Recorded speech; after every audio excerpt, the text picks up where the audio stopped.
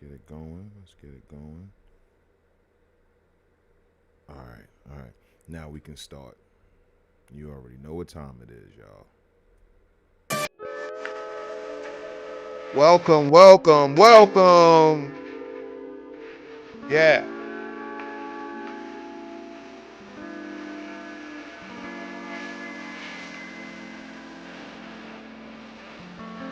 Welcome, welcome, welcome to another episode of Hotep History Live. I am your host, President Hotep Dude, representing Hotep Nation. Let's go. Come on in here.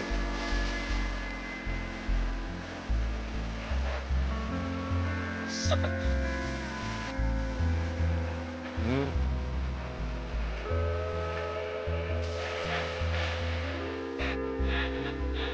Uh-oh.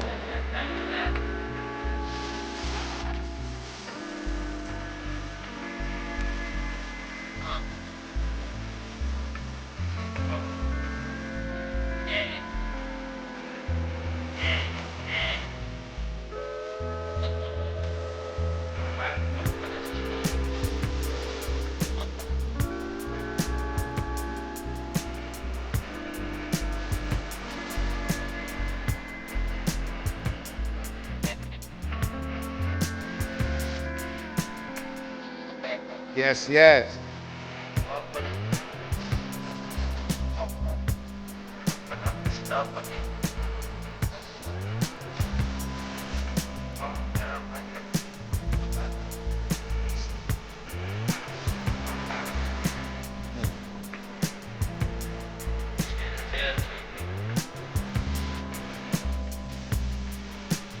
Yes.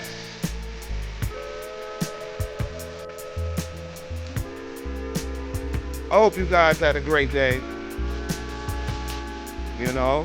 Hold on, let me someone spit it there. Someone spit it there. I'll spit it, man. Hope you guys are enjoying the weekly tunes that I provide because we got like so much spitter to play. Let y'all know there are thousands of spitter songs. It's actually insane. However, welcome, welcome, welcome, ladies and gentlemen, to another episode of Hotep History Live. I am your host, President Hotep Dude, representing Hotep Nation. You feel me? Shout out to everybody that came to Hotep Con this past weekend. I know you guys had a blast. I know I did. I hope you guys were productive today. I know I was. I hope you guys learned something today. I know I did. It's very important that everybody understands this. You have to be able to be developing yourself. Like that's so paramount. It's actually non-negotiable in Hotepistan. You have to always be bettering yourself. That's an order. That's a mandate. You feel me? That's an executive order from President Hotep Dubes. So before we start, make sure that you guys are subscribing to all of the things here. Patreon.com/Hotep History, Kick.com/Hotep History, YouTube.com/at Hotep History, and all of the other platforms. Instagram, Twitter, TikTok. Make sure you guys are tapping in. It's extremely important that you guys are tapping into the streams. Not to mention HotepHistory.com. I have been doing a lot of work on one end, and so I haven't officially gotten to writing the blogs that I want for the website, but they will be coming up. It's the 19th. Excuse me, it's the 17th. So we'll have blogs out for you this month. And I'm also looking for historical writers. I'm looking for fellow Hotep historians to, contribute their writings to the website. I would really appreciate if you guys participated in this because one of the ultimate goals that I have for Hotep History is to create an entire community around the studying of Black American history or the origins of your history, whether wherever you come from. However, of course, we primarily look at Black American histories, right? So I want to be able to have a community of people, men and women, coming together to research together, to share stories together, share family lore and family history and stuff like that. So that is the reason that I push, so much participation from you guys. I think it's very important that you understand the value of history. I truly believe that even if you set my bias aside, because I clearly have one, that history is going to be one of the most significant subjects to study because it's an amalgamation of pretty much everything. You can look at the history of other subjects. You can look at the history of math, the history of science, the history of, English and all this other stuff. Like, you're able to pretty much find history in everything. I tell people all the time, whenever you hear somebody say, yo, I went down the rabbit hole, all they're doing is just saying that they're studying history. That's it. When it starts with the current CEO and then you go back to the previous CEO and the one before that and the one before that, like, going down the rabbit hole is simply a fancy way of saying studying history. And so when it comes down to understanding yourself, presently, a lot of it can be understood through history. I'm not like, I don't go to therapy or nothing like that, but I do know one of the things that therapists say is they ask you to, tap into the origins of certain triggers, behavioral patterns, thought processes, implicit biases that you may have. And that origin is going to come from your childhood. It is going to come from your lineage. It is going to come from, your parentage and stuff like that. So the more you understand your past, the more you'll understand your present. Even with the outro that I say when I sign off on all of these streams, I mean that. You dig what I'm saying? Like, you don't get to where you are today without yesterday. It's impossible. And so when it comes down to your own self-development, a lot of the answers are behind you. A lot of the foundations of who you are today do come from the foundations that were set yesterday. And that's why it's extremely important for you guys to understand the importance of history, and not only understanding the importance, but the need to go into and study and research independently history, period. So no matter what you do, I don't care what your profession is. I don't care if you're a chef, a bodybuilder, a doctor, a lawyer. It does not matter. Your profession has a history. Where it comes from has a history. So you all must be tapped into history. It's an absolute, it's mandatory. You have to know where you're going. And so that pretty much roughly sums up the reason why Hotep History is here. As you guys know, I wanted to correct some wrongs that was being taught to us, and that's the reason why I'm here. So, how was your guys' day, man? Tell me about your day. How was it? Were you guys good? Shout out to Memphis in the chat. Were you guys, productive today? Let me know how your day was. I hope everybody had a great day, a productive day. I know I've been working my ass off. So I started my day like I normally do, with a prayer, obviously. Got into my workout. Strong Dad hurt my feelings because he told me my calisthenics and my dumbbell workouts are not going to compete or compare with going to the gym. So I'm still going to do my thing, but I do have to start looking at gym options and stuff like that. I just like the idea of getting it out of the mud, right? And just doing it, just body weight workouts and stuff like that, and just building and sculpting your body. And when you talk about history, like, of course, gymnasiums and stuff like that have been around for hundreds and hundreds of years. However, being able to, build or sculpt your body in your home has a long history as well. And I'll be honest, I remember I was watching Comedicine one week, and Inky was talking about how, like, despite how strong, the ancestors were on the plantation, you didn't see like ripped dudes. You just saw a bunch of guys who weren't obese. But if you were to like test their grip strength, or you test the strength of them lifting things and all that other stuff, these dudes were extremely strong, just off of the strength of the back breaking work that they were doing every day, all day. So when it comes down to that stuff, like, it's something as simple as being extremely active in your life, being active in your life, making sure that, you're picking up and pushing and pulling things that are heavy and all of that. Like, that's also going to see to it that you're living a healthier lifestyle. When I used to go door to door, I used to like literally walk on an average day, on an average Monday, Tuesday, Wednesday, I would walk 10 to 15 miles a day easy. That was a regular day. That wasn't even something that I have to even worry about. I was getting my steps in every day just off the virtue of my occupation. So remain active. Make sure you're moving your body. Make sure you're stretching your body. Make sure you're eating the right things. You're discarding the wrong things, and you are actually developing yourself. It's extremely important. And it's not even me trying to be like a motivational speaker or anything like that, but it is very important for you guys to develop yourself. Extremely important to develop yourself.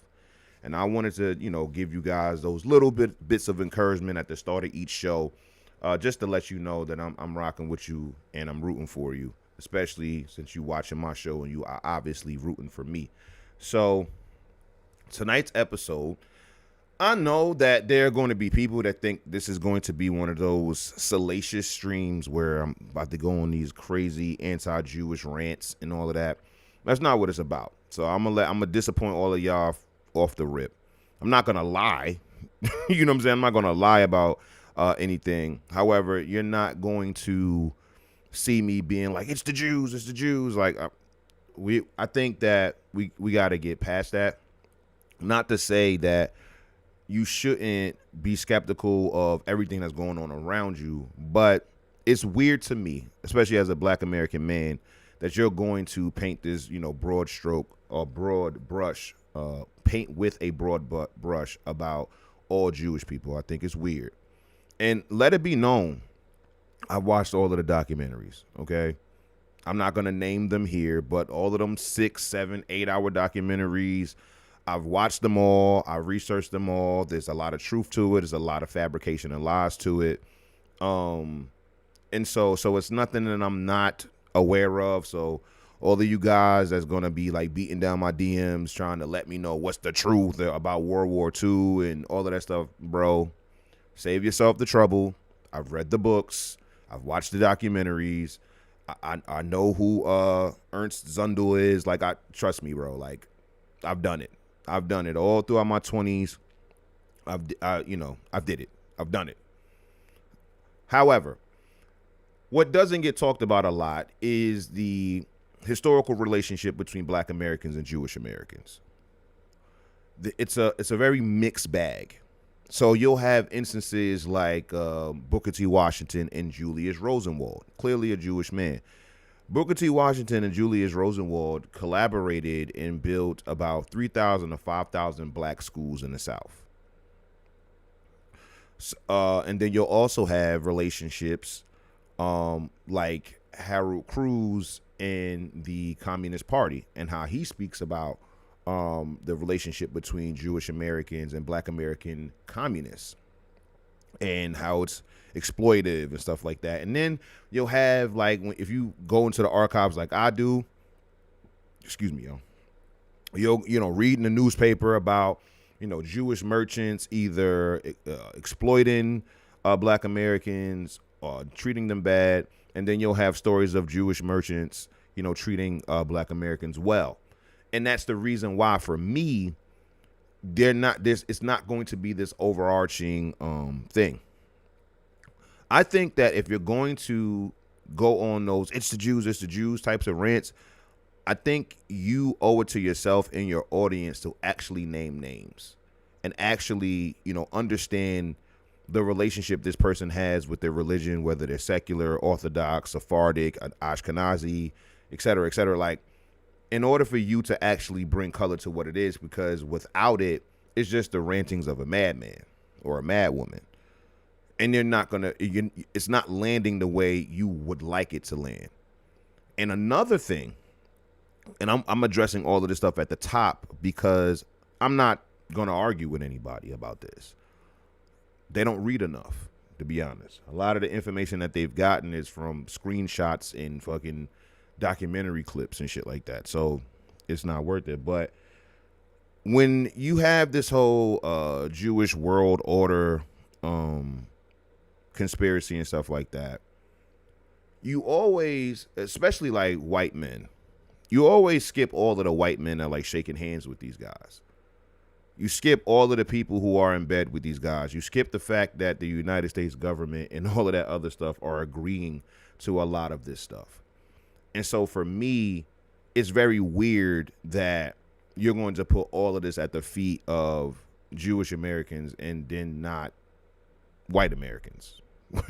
So if you stand on what you stand on, you should be able to stand on the fact that it's all wrong no matter who's doing it. Just like when it comes to me. Like, I don't care about not offending a particular group of people at all. And that includes Jewish people. My entire thing is I'm not going to talk stupid. That's my main thing. I'm not going to talk stupid. So if you came here thinking that there was going to be that type of a conspiracy type talk, you came to the wrong stream. However, I am going to tell the truth. So if you're here for the truth, if you're here for actual history, see all my tabs. You know what I'm saying? I got all of these tabs up. We're going to do our best to get through all of them. Then, pop a squat, take a listen, you know what I'm saying? And we're going to learn something. And yes, we are going to start with slavery. Absolutely. Absolutely. So there's this meme that has been going around for a long time. I didn't save it, but there's this meme that's been going around and saying that like basically all of the slave owners were Jews and all of that other stuff. I have yet to find a single source to corroborate that. Now, of course, I have sources that talk about Jewish slave owners for sure, like in Newport. I mean, one of the largest slave owners in Rhode Island was Aaron Lopez, who was a Jewish man. You know what I'm saying? Like huge slave trader, huge, like he was big in the slave trade. So it's not to say that they didn't exist at all. But when you start hitting me with screenshots or memes telling me like 80%, 70% of slave owners were Jews, haven't seen it, haven't had anything to corroborate it. And so it's like, again, when it comes to hidden history, if you're able to tell me in 2025 that that's the number, what are your sources? I just want to know what your sources are. I'll be able to, tell if this source is a bunch of bullshit or not. But y'all just be hopping on the timeline with this. Y'all been sharing that same screenshot for years now and have yet to show me a single book in history that corroborates that number. Okay? So for me, I've noticed, and I was having a conversation about this the other day. I've noticed that the more studying that I do of history, the less conspiratorial I am about history. And it doesn't mean that conspiracies don't happen. It's just that when they do happen, they're often confirmed. Now, there are going to be ones that are going to float in the air, right? So they have the one about 9/11 being an inside job and stuff like that. We have all of these different sources and stuff that pretty much say that, the towers were demolished and they weren't, ran into by planes, how the owner of the World Trade Center, put out an insurance policy for terrorist attacks like the day before or something like that. Like, there are definitely different things. And of course, yes, I know about the dancing Israelis and all that other stuff, like trust and believe, like all of that stuff. I know a lot about it. So you'll have stuff like that hasn't been necessarily confirmed, but there are enough sources compiled that talk about different, attributions to or contributions to that particular tragedy that happened in the United States. So it's not that I don't believe conspiracies exist. They absolutely do exist. Whether I believe it or not, they exist.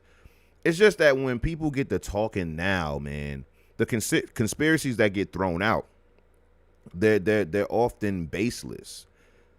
Largely based on emotion and shit like that. So for me, it doesn't grab me because I'm so big on primary sources and I'm so big on being able to corroborate these primary sources is that if I don't have that, then there's something missing.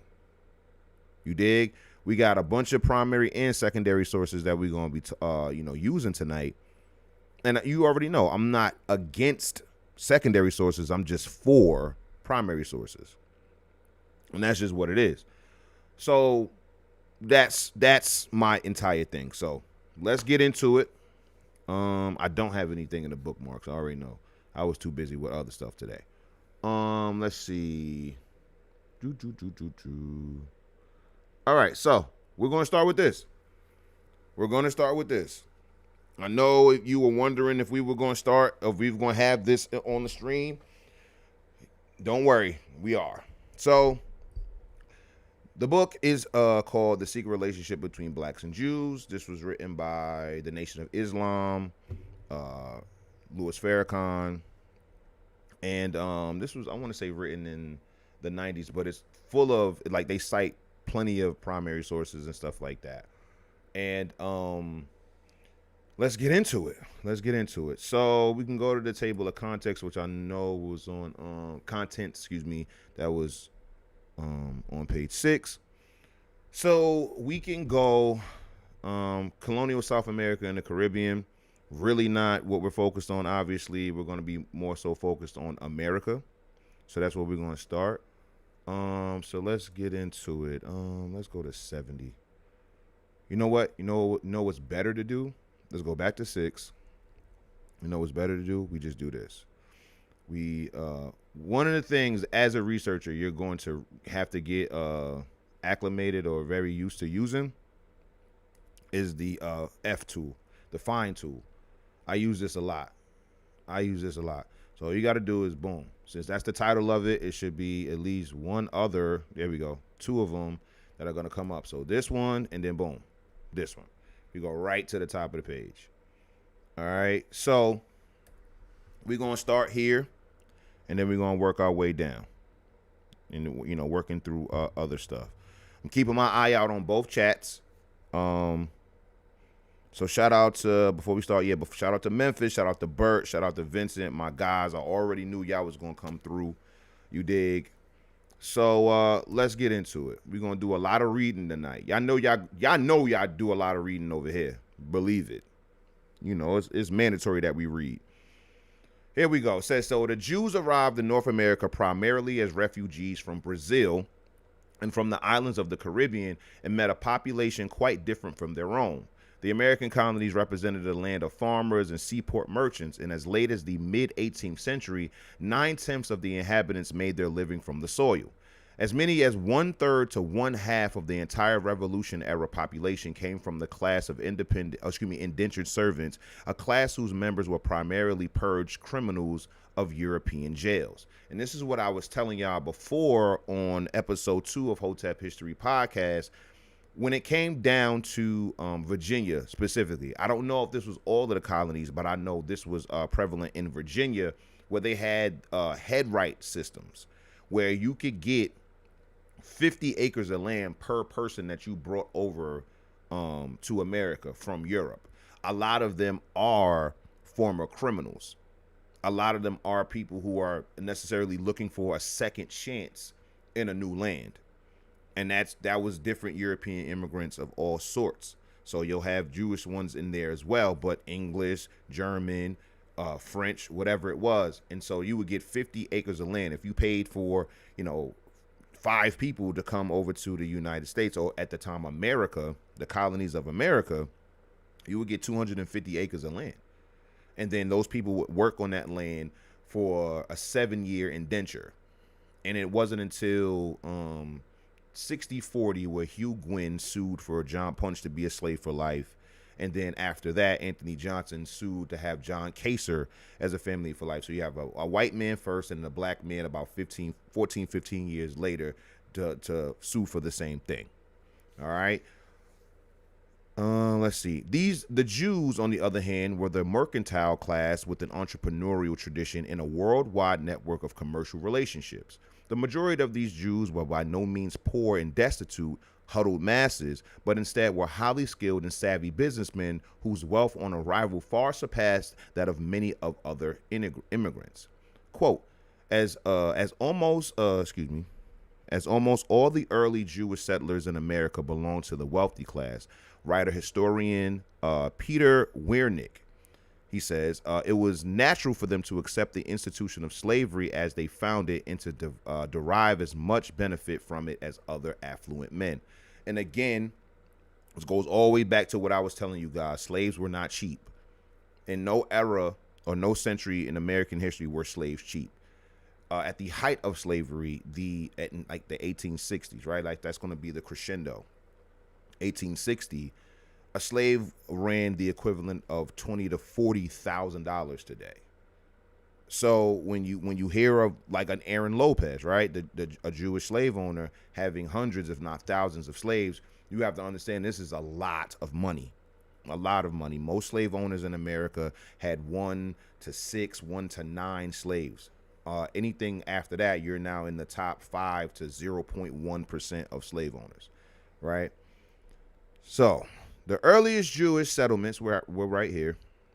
The earliest Jewish settlements were established in Newport, Rhode Island, and New York, where there were numerous Jewish slaveholders long before and right through the American Revolution. All right. And so just so you guys know what I'm talking about, as far as we can zoom in a little bit more for you guys. So you have the 342 notation here, go down to 342, and then you'll see this is an earlier writing, and you got to follow your primary sources and stuff like that. And this is how you go to the leads.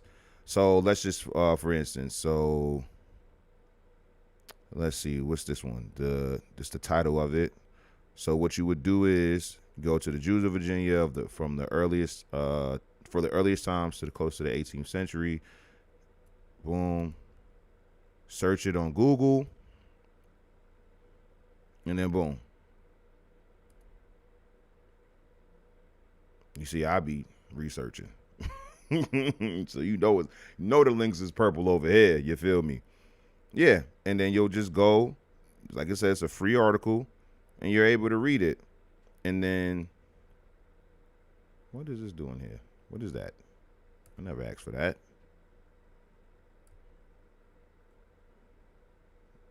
Is it gonna let me maximize it? All right. What is this? I never asked for this. Where does this even go to? No, is this a reprint? I'll read it as long as it's not a reprint. I like the original document. Okay. So yeah, you will go here, and then you go down here and look. Whatever they're talking about, settlements of Jews in North America, and look at the dates. I'm showing y'all how to research real quick. Look, 1893. You're gonna get, and if I go to this one, right? Let's see if I can go to this one. So your settlement of the Jews in North America. That was published in 1890. Let's just do this. Yeah, I knew it was going to do that. And it was daily. Boom. 1893. Boom. And then you go to here. This was published in 1893. Boom. Just showing y'all how to follow the sources. And then let's just go to a random page in this book.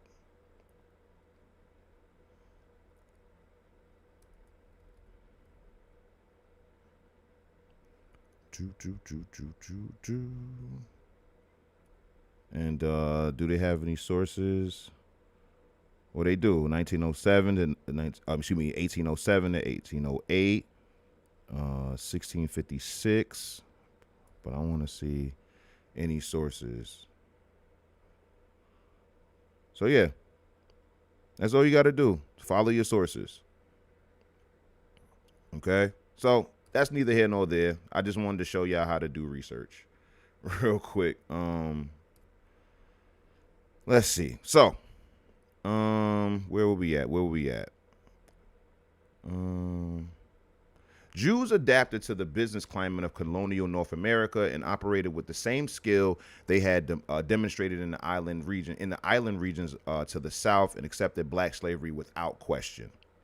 In the North before 1800 and in the South all through the colonial period, slaves were stocked as commodities by Jewish merchants. Excuse me. Countless thousands of Africans were brought here in colonial times as slaves by Jewish merchants, shippers, and in the South, Jews began to enter the planter class in substantial numbers. The New York and Newport area Jews had established a highly efficient transatlantic shipping operation. Jews who settled in North Africa with access into the African mainland arranged with African tribal traders for the transport of blacks to the Atlantic coast for sale to the New World. For sale to the New World merchant shippers. Liquor feverishly distilled in the American Northeast was used in Africa in much the same way as it was in the destruction of the American Indian civilization. The New England colonies became so dependent on the alcohol for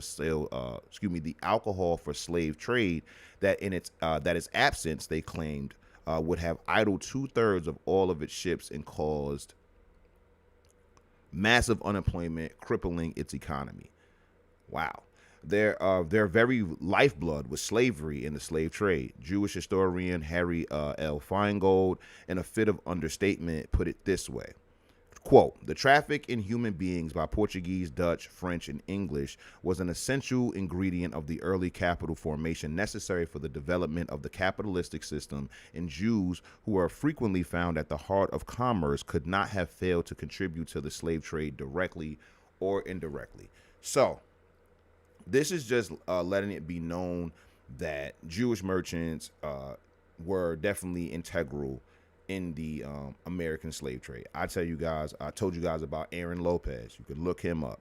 He was a very large slave owner during that time as well. So let's see. It should be made very plain at this point that even until the Civil War era, Jews as a community never interfered with the practice of slavery or registered any reservation about its dehumanizing effects. When some colonies had proposed high tariffs on the importation of slaves intending to discourage the slave trade, Jewish merchant Joseph Marks, Samson Levy, and David Franks protested, for they were, quote, among those who wished to see the traffic continue. Slavery was a business concern mitigated only by the bottom line. Regionally, one can discern no difference in attitude or philosophy of the Jews with regard to non-Jewish human bondage. Says Bertram W. Korn, quote, it would seem to be realistic to conclude that any Jew who could afford to own slaves and had need for their services would do so. And again, that doesn't surprise me at all. It doesn't surprise me at all. If you have wealth and you want to continue to grow wealth in this economy is literally hinged upon slavery.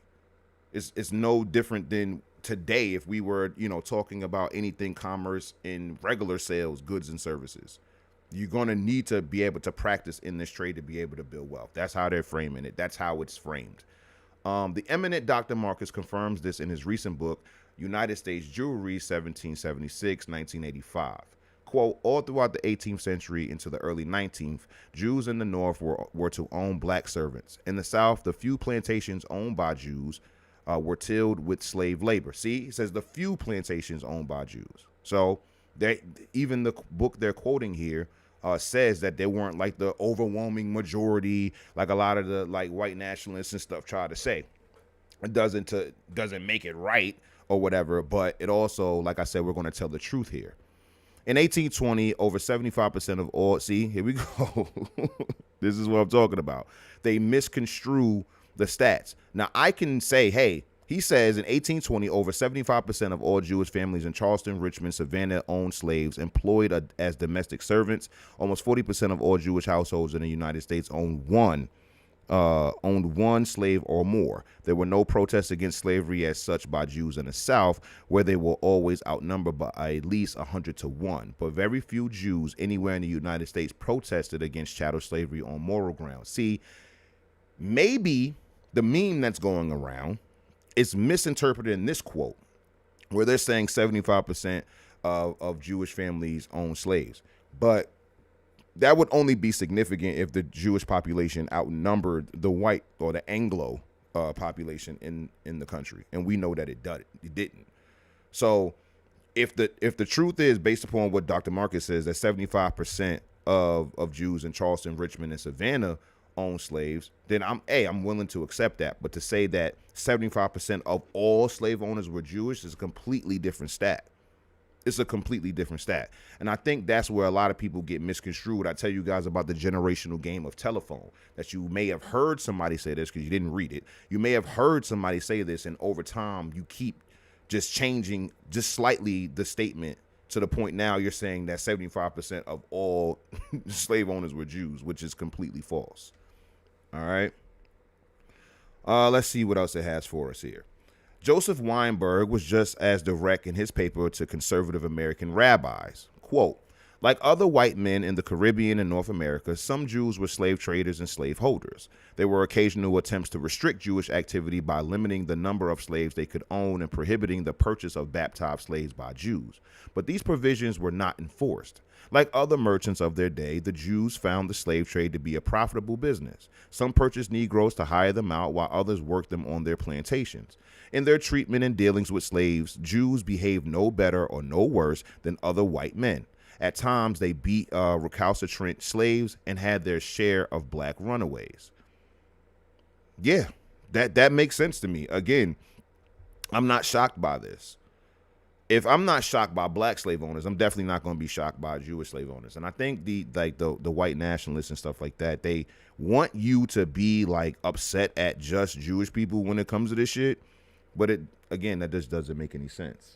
Let's see. Several Jewish communities throughout North America took root and continued the same lucrative commercial operations which had brought them so much success in other areas of the globe. The slave market continued to offer the best return, and the mercantile experience of the Jews found them tooled and ready to take full advantage. All right. So that's going to be the basic overview as far as like Jewish Americans in the slave trade. They already had history in mercantile or being merchants and stuff like that. I remember I told you guys about middleman economies. And so you may not produce anything, but if you can connect buyer and seller, you're able to make money on the spread. And a lot of the merchant class, that's something that they made a lot of money with.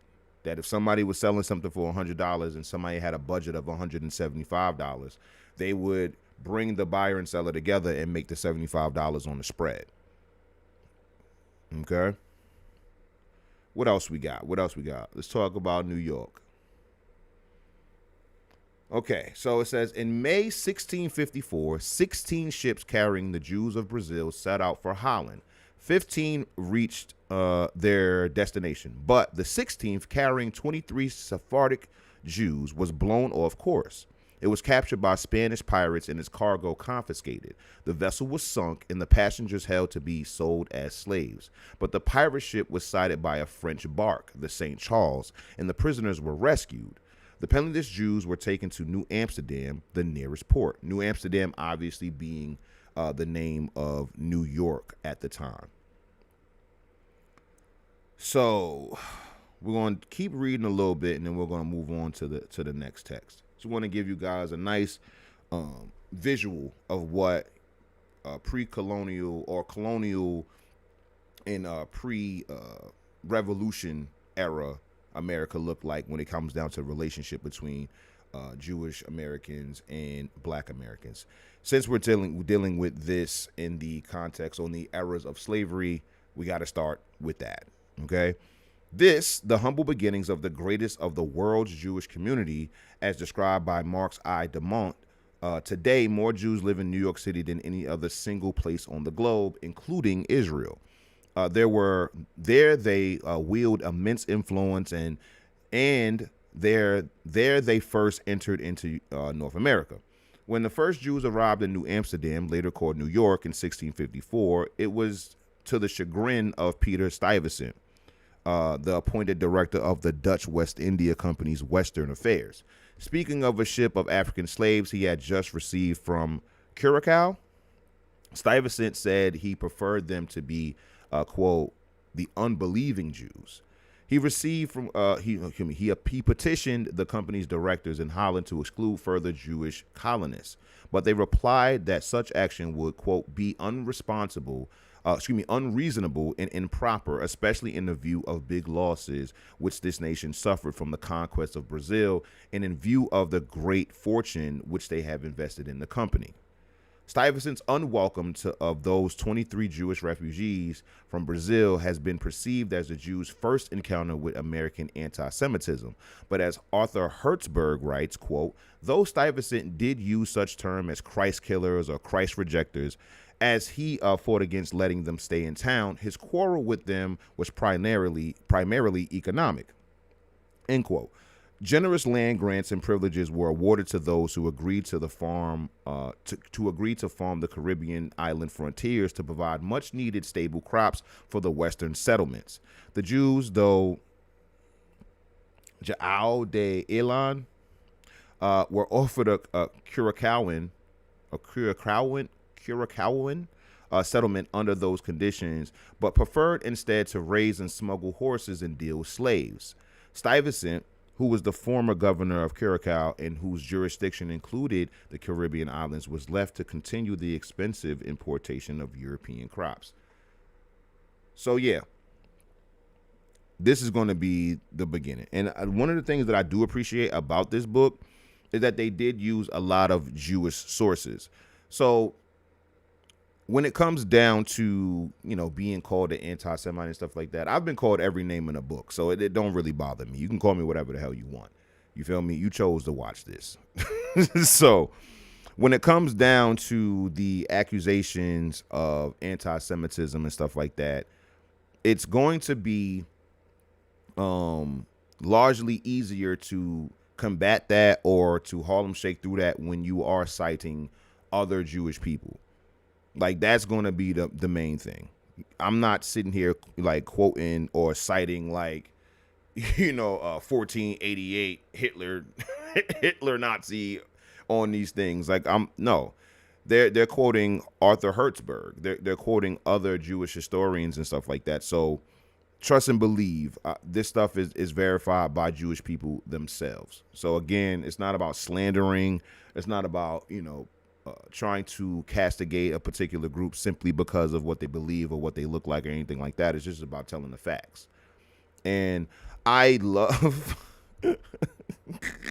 that there's as many people in this stream as they are, and like the chat is like silent.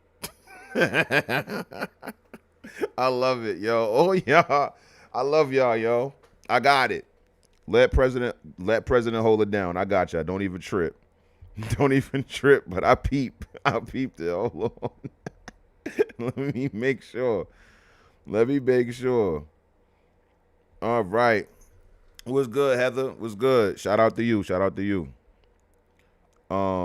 So yeah, I just thought that was funny. So, so you got sources in here from 1827, 1894. Yeah. This is good. These is good bibliography here. Let's see what else they got in here. We can slow walk this tonight. After this initial conflict, reports Leo Hertzkowitz in his study of Jewish community development in New York, quote, there was a high degree of toleration with few examples of overt anti-Semitism. All right. For the most part, the Jews formed a separate class by their own predilection. There were no ghettos, nor were they confined to any portion of the city, but they tended to congregate in the dock ward fronting the East River. Their houses were exactly the same as all the other houses in town. And in 1777, the German mercenary John Dola commented that, quote, the Jews of New York were not like those of Europe. They were clean-shaven, dressed like everyone else, ate pork, and intermarried without scruple. In colonial New York, Jews constituted a major segment of the mercantile population and were an important part of colonial trade. Quote, a fact often overlooked by historians, complains Hertzkowitz. They were engaged, They were engaged in money lending, brokerage, and banking from the earliest colonial age. Slave dealing, then the most profitable of ventures, was financed through the New York banking firms, and though few records exist, the critical capital provided by these firms in which launched the African expeditions cannot be understated. So what they're basically saying here is that when it comes down to the funding, okay, the funding for going to Africa, when they say, who insured the ships and all this other stuff, that's what they're talking about here. The actual money backing the slave expeditions, going to Africa, picking up slaves, all of that type of stuff is going to be run by a bunch of bankers, money lenders, brokerages, and stuff like that. And of those people, a lot of them were going to be Jewish. Did they say a majority, or just no? It just says a major segment of it. So again, when it comes down to this stuff, there's no need to deny Jewish participation, but I also don't think it's I don't think it's historical. I think it's ahistorical to keep saying that it was majority Jews, majority Jews, majority Jews. We can just stick to what it was going on. All right. Let's see. The trade of the Jewish merchants was primarily in agricultural products exchanged for rum, slaves, and manufactured goods. One recorded cargo included, quote, coconuts, coral, tobacco, turpentine, sturgeon, wine, rum, 2 Negro boys, and 1 mulatto slave. So that was the cargo on a particular ship. The Jews traded with their co-religionists in Curacao, Suriname, St. Thomas, Barbados, Madeira, and Jamaica. They are referred to as the principal trading ports in New York outside of England. It should be mentioned that these ports were the very same places where Jewish settlements had been formed at an earlier day, and hence Jewish traders in New York, quote, had a marked advantage over others in the West Indian trade. Here we go. Historian Peter Wernick flatly stated that this trade was, quote, was principally in the hands of Jews. Okay, now that's different. That's principally. That does denote majority. That does, denote predominance. Well, we'll see what he has to say. And Stanley Feldstein describes the benefit. America's Jewish merchants, using their religio commercial connections, enjoyed a competitive advantage over many non-Jews engaged in the same lucrative intercolonial trade. Since the West Indian trade was a necessity to America's economy, and since the trade was, in varying degrees, controlled by Jewish mercantile houses, American Jewry was influential in the commercial destiny of Britain's overseas empire. Very interesting. Very interesting. So, again, Jewish historians and stuff like that are basically saying, because, I'm learning as we go. I may have read this book. I probably read volume 2 first, which was dumb of me. But yeah, we're just learning in real time. So let's keep it going. We're gonna keep it going. I'm liking this so far. In 1717 and 1721, the Crown and the New York Postilion, owned by Nathan Simpson, and his New York and London associates, sailed into the northern harbor with a total load of 217 Africans. The shipments came directly from the African coast and were, quote, 2 of the largest slave cargoes to be brought into New York in the first half of the 18th century. In August of 1720, Simon the Jew, probably Simon Bonane or Bonave, was slave dealing. New York Jewish merchants were in several instances charged with and found guilty of selling demented and unsound slaves that they had warranted as sound. So I didn't even know that you could get in trouble for selling black people who they deemed mentally ill, essentially. It's very interesting. They also held black slaves for their personal comfort and status. During the first half of the 1700s, black slaves constituted 20% of New York's population, with some Indians also held in slavery, with every New York family of any wealth or comfort owning slaves. By the 1720s, Jews formed a religious community, with some paying their dues by sending a, quote, Negro slave to clean the synagogue. The Gomez family of New York were, quote, for many years the recognized heads of the Jewish community, and in 1741, slaves belonging to them into the Abraham Myers Cohen and to Abraham Myers Cohen were accused of being involved in a threatened riot and insurrection. Samson Simpson, okay, quote, was one of the most prominent members of the New York Chamber of Commerce and one of the drafters of its constitution. Quote, was the largest trader among New York Jews during the years of 1757 to 1773. He was the owner of, quote, a number of vessels engaged in trade with the East and West Indies. The Hardy, Sampson, Snow, Union, Polly among them. Jacob Franks occasionally imported household slaves. The wealthiest Jewish families had domesticated servants as a rule. Moses Beach's list of affluent New Yorkers concludes the following Jewish names with their estimated wealth.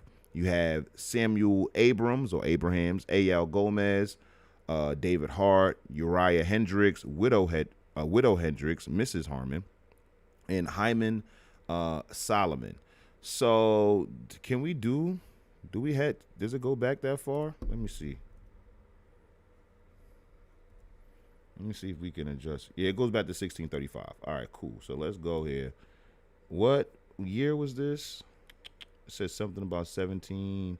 So let's do 1765. 1765, and let's do this. 1765. And it was 150,000.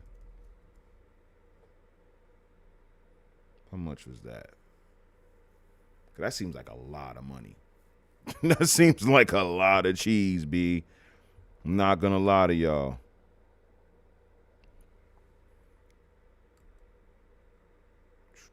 Is it not loading? What's going on? There we go. Yeah, there we go. $6.7 million for $150,000 in 1765. 1765. So, yeah. So the lowest would be 100,000.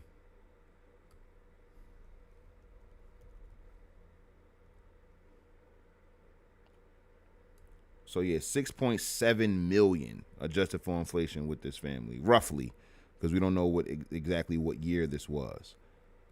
So yeah, while that's loading up, we'll move on.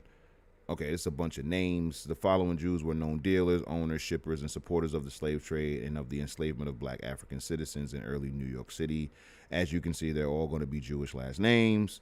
Jewish heads of household in New York City, the census of 1830. Okay. So, yeah, bunch of names. Newport, Rhode Island. So, did they give us the number yet? Stupid internet. Here we go. Almost 4.5 million.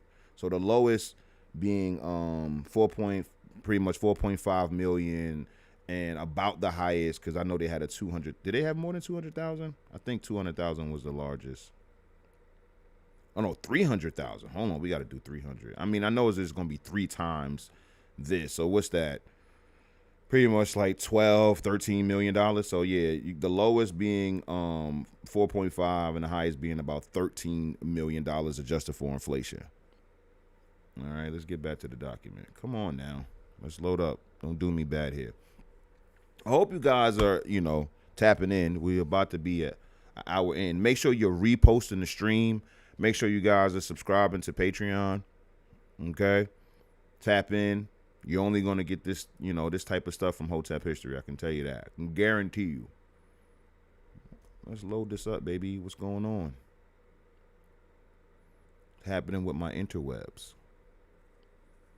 Because I did want to finish that. I wanted to get to that Newport one because that's what I knew about. Obviously, if you go to New York right now, there are Jewish people in New York. So, that.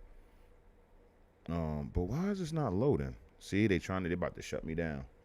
They about to shut it down. They about to shut it down, Phil. Let me check the chat. Let's check the chat. So It's Vincent says, taking notes, dude. Salute. All right, for sure, for sure.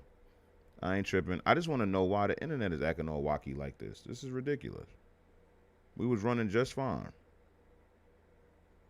We was running just fine. All right. So can we go to another tab, or is this whole thing frozen? Okay, I think we back. I think we back. Okay. So what was that? Like page 70? Yeah, I was close. I was close. Let's get back to it. Let's get back to it. All right. So, to zoom in for the peoples. I don't want to zoom in because too much. There we go. All right.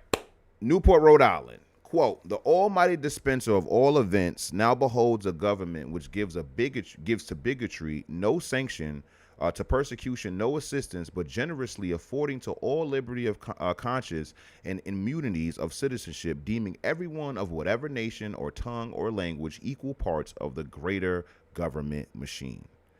That's from Moses Sixus. Mr. Sixus, of course, or Sixus, of course. So no irony in the fact that Newport, Rhode Island became one of the most active slave trading ports in North America, with the significant assistance of its Jewish community.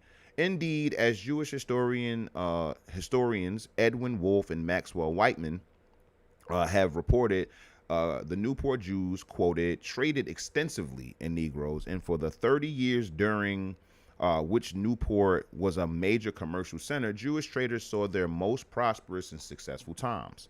Rhode Island became the second largest slave dealing center behind only South Carolina. And I told y'all, South Carolina and Mississippi during, I want to say the 1860s, like again, the height of slavery, had the largest per capita slaveholding in the South.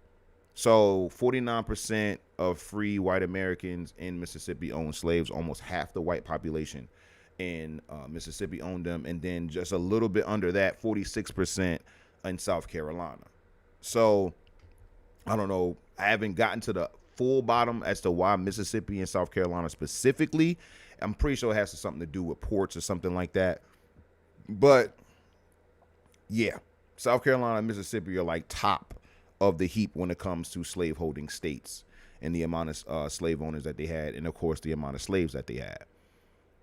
All right, Rhode Island, boom, boom, boom. Its three primary sources of wealth were the sugar trade, the slave trade, and the fisheries, especially whaling, and most Rhode Island merchants engaged in all three. By 1760, 15% of Newport's population were black slaves supplying labor to the lucrative port industries and to the lavish estates of the Caucasian merchants. So you know how I be saying that like this country would be like a second or third world country without the ancestors? This is what I mean. It's like, yo, entire industries are being created and they're literally dependent upon black American labor. Like they need the ancestors to do all of these things. Like they like working while you have the ability to own slaves just didn't make any sense. It didn't make any economic sense. I would rather just buy somebody, not pay somebody, but buy somebody to do this job for me, to do this work for me, and the empire or the economy grows regardless. So again, when we're looking at all of what America's economy was, you have to understand that your ancestors were at the center of it. Though in bondage, they still were at the center of it. And I think people, because of the, travesty that is chattel slavery, take the humanity away from the ancestors in that regard. And that's only because, again, when you're reading these stories, you're only looking at it through the eyes of the merchants, of the slave owners, of the slave traders, and things of that nature. But when I'm reading this stuff, because I'm so trained to now look at this from the perspective of the ancestors, all I see is that an entire industry or in industries in this country needed my ancestors to be able to make it work. And that's just what it is. So it was sugar, it was the ancestors, and then there was fisheries. And obviously you're going to have the slaves work in all of the other industries. Let's get into it. Newport was also the rum producing center of the colonial world and the primary destination of the bulk of the sugar and molasses coming out of the West Indies. The infamous triangular slave traders carried the rum into Africa in exchange for kidnapped black Africans, many of them murdered in the process. From here, many were taken to the West Indian plantations to produce the sugar for the insatiable profiteers of colonial America.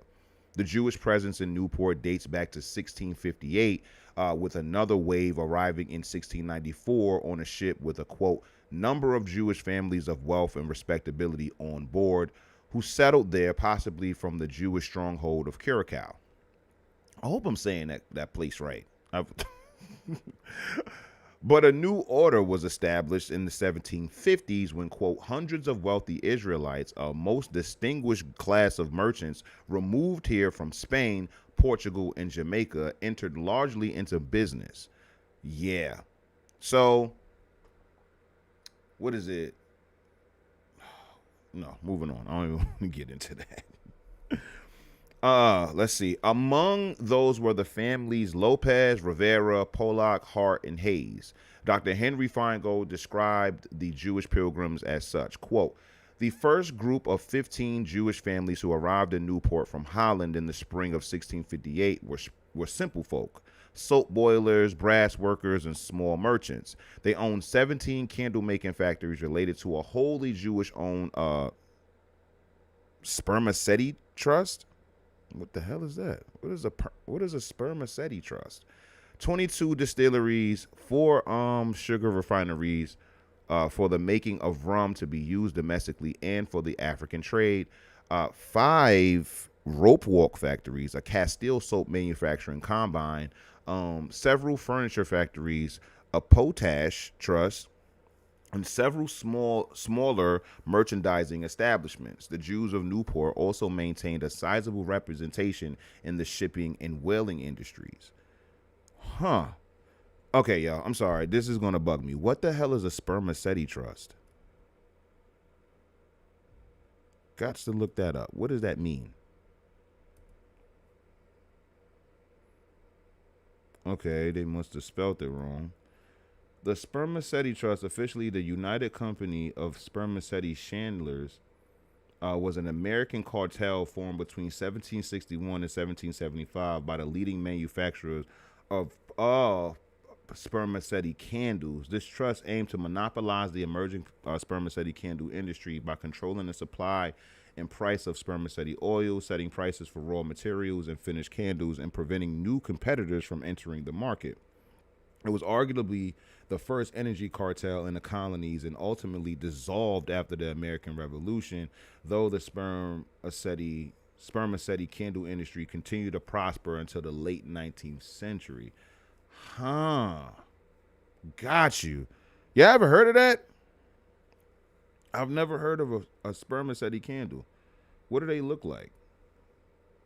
And why are they called that, man? Okay, I guess we're going to get to... I'm sorry, y'all. This is how I research. I'm sorry, y'all. I guess it's from the sperm whale.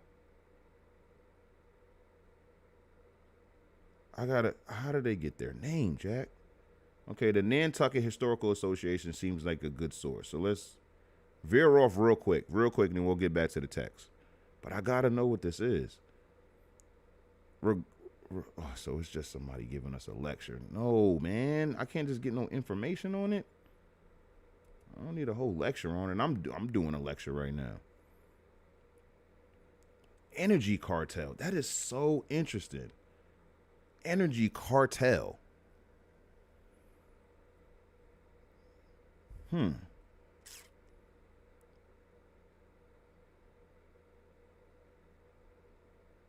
process of manufacturing purpose. Yo, son. I'm gonna have to assume. Let's go back to the images. I'm gonna have to assume it has something to do with the like sperm whales. Pause. How do sperm whales get their name?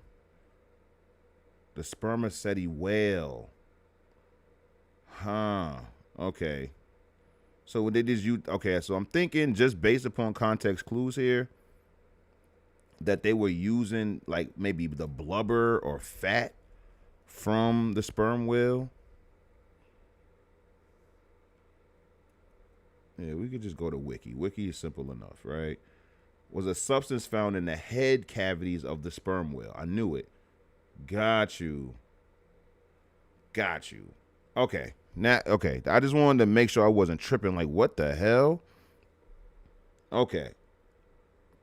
Okay. Now we can get back to the text. We can get back to the text. So they had an energy cartel based upon candles. That's crazy. Well, let's just read this whole thing. Is a waxy substance found in the head cavities of the sperm whale and in smaller quantities in the oils of other whales. Spermaceti is created in the spermaceti organ pulse inside the whale's head. The organ may contain as much as 1,900 liters or 500 U.S. gallons of spermaceti. Ugh. It has been extracted by whalers since the 17th century for human use in cosmetics, textiles, and candles. What a name. A bottle of sperm oil? Boy, excuse you?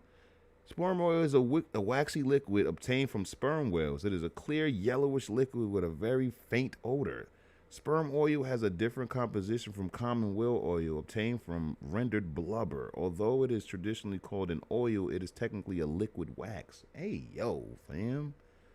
All right, let's get out of here. My pause meter is going way high right now. Jesus, what is going on?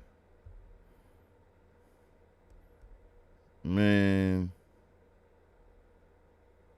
Yo, son. No, I ain't gonna. Bert said you thought they was freaked out. They are freaked out, bro. Like, what the? First of all, what are they calling that whale that for anyway? I don't want to know, so don't tell me. But son, what's up? What's going on, son? Can we? I would rather focus on the energy cartel. All right. I think we're gonna finish it here, just off the strength that I think we got it from. Like, I think we understand the Jews were very entrenched in the slave trade. So let's finish up here and then we'll move on to the next book. The people whom Henry Feingold describes as simple folk, in fact, were the high-power commercial engine of the Northeast. The Newport Jewish merchants played a leading and very important part in the commerce, utilizing their well-established ties in the West Indies and all the other colonies, as well as England. From every port in the Caribbean, Jewish merchants sent so many ships to Gentiles as well as Jewish merchant traders that their rivals, quote, often complained bitterly that they were monopolizing the West India trade. So they smoking shit. Okay? They smoking shit. Now, again, I don't know about the whole 75% of all slaves owners were Jews. I can't confirm that. But based upon these cited sources, they definitely had a predominance in the slave trade. Can't deny that. If all of these quotes are true from these Jewish historians, we're going to take them at their word at this point. Yeah, they were definitely predominant for sure. And to the point that their rivals or their competitors were basically saying that they got a monopoly on it.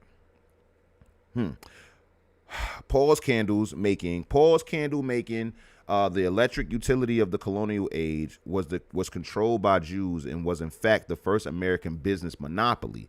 As in all colonial commerce, it required black slaves. Told you. Distilling required black cultivators and later black processors.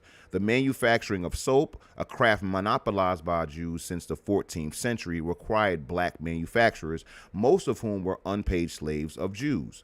Even, quote, Negro mechanics of some skill helped build the Newport synagogue.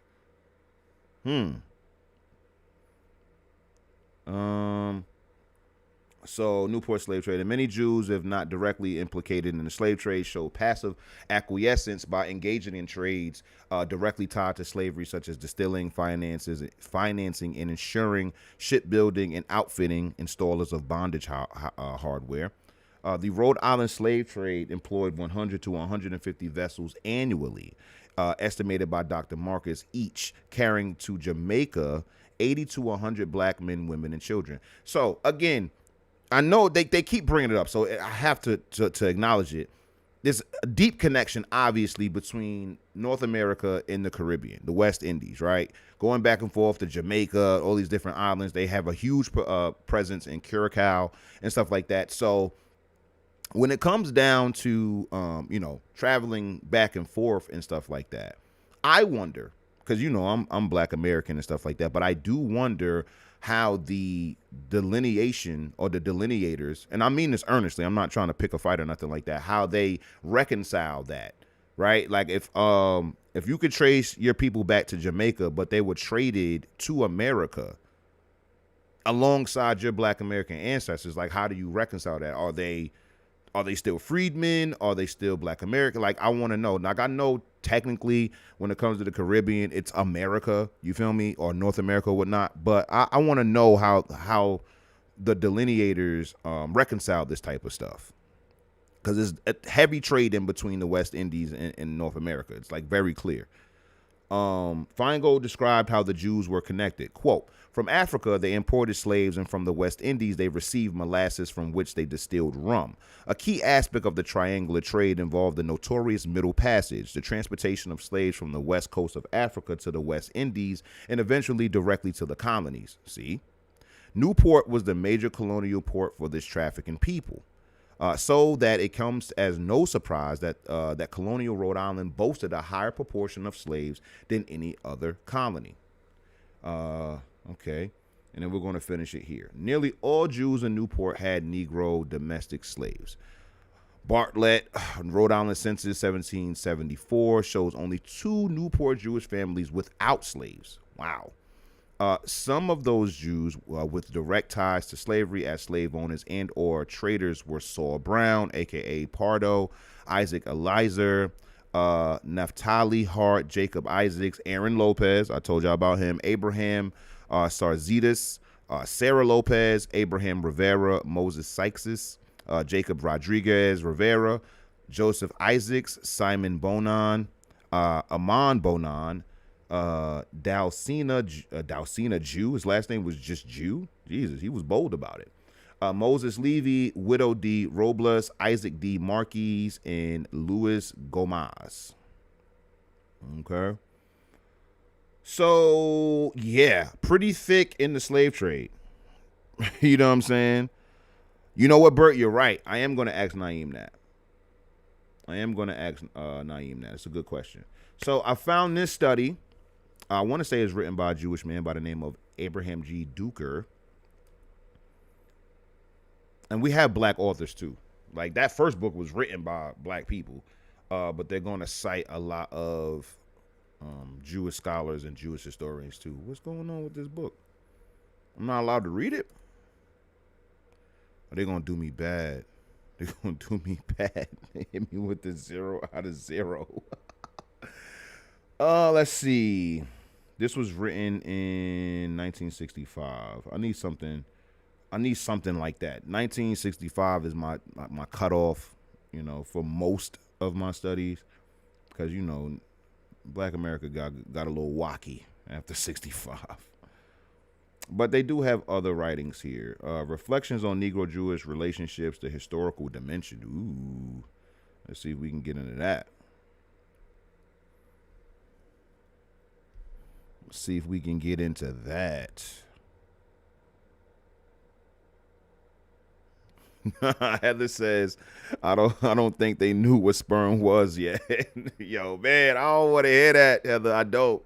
It's nasty work naming that well at. Even nastier work to keep referencing it. Like, geez, Louise. Crackers and cheese, man. Yo, they shutting me down, chat. They shutting me down. Oh, no, we got it. I was about to say they keep shutting it down. All right. Let's see what Eugene Bender has to say.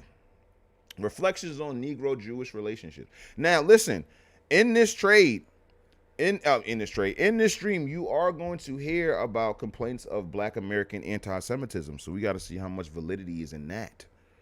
Okay? So reflections on G-Grow. G-Grow is crazy. G-Grow. Negro-Jewish relationships, the historical dimension. This was written in what year was this written in? What year was this written in? 1969. Okay.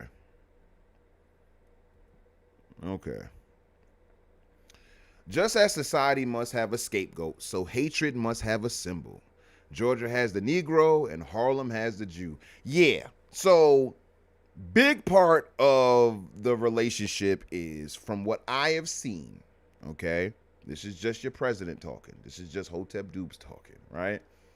From what I have seen, a lot of Jewish scholars made consistent parallels between their plight and Black Americans' plight.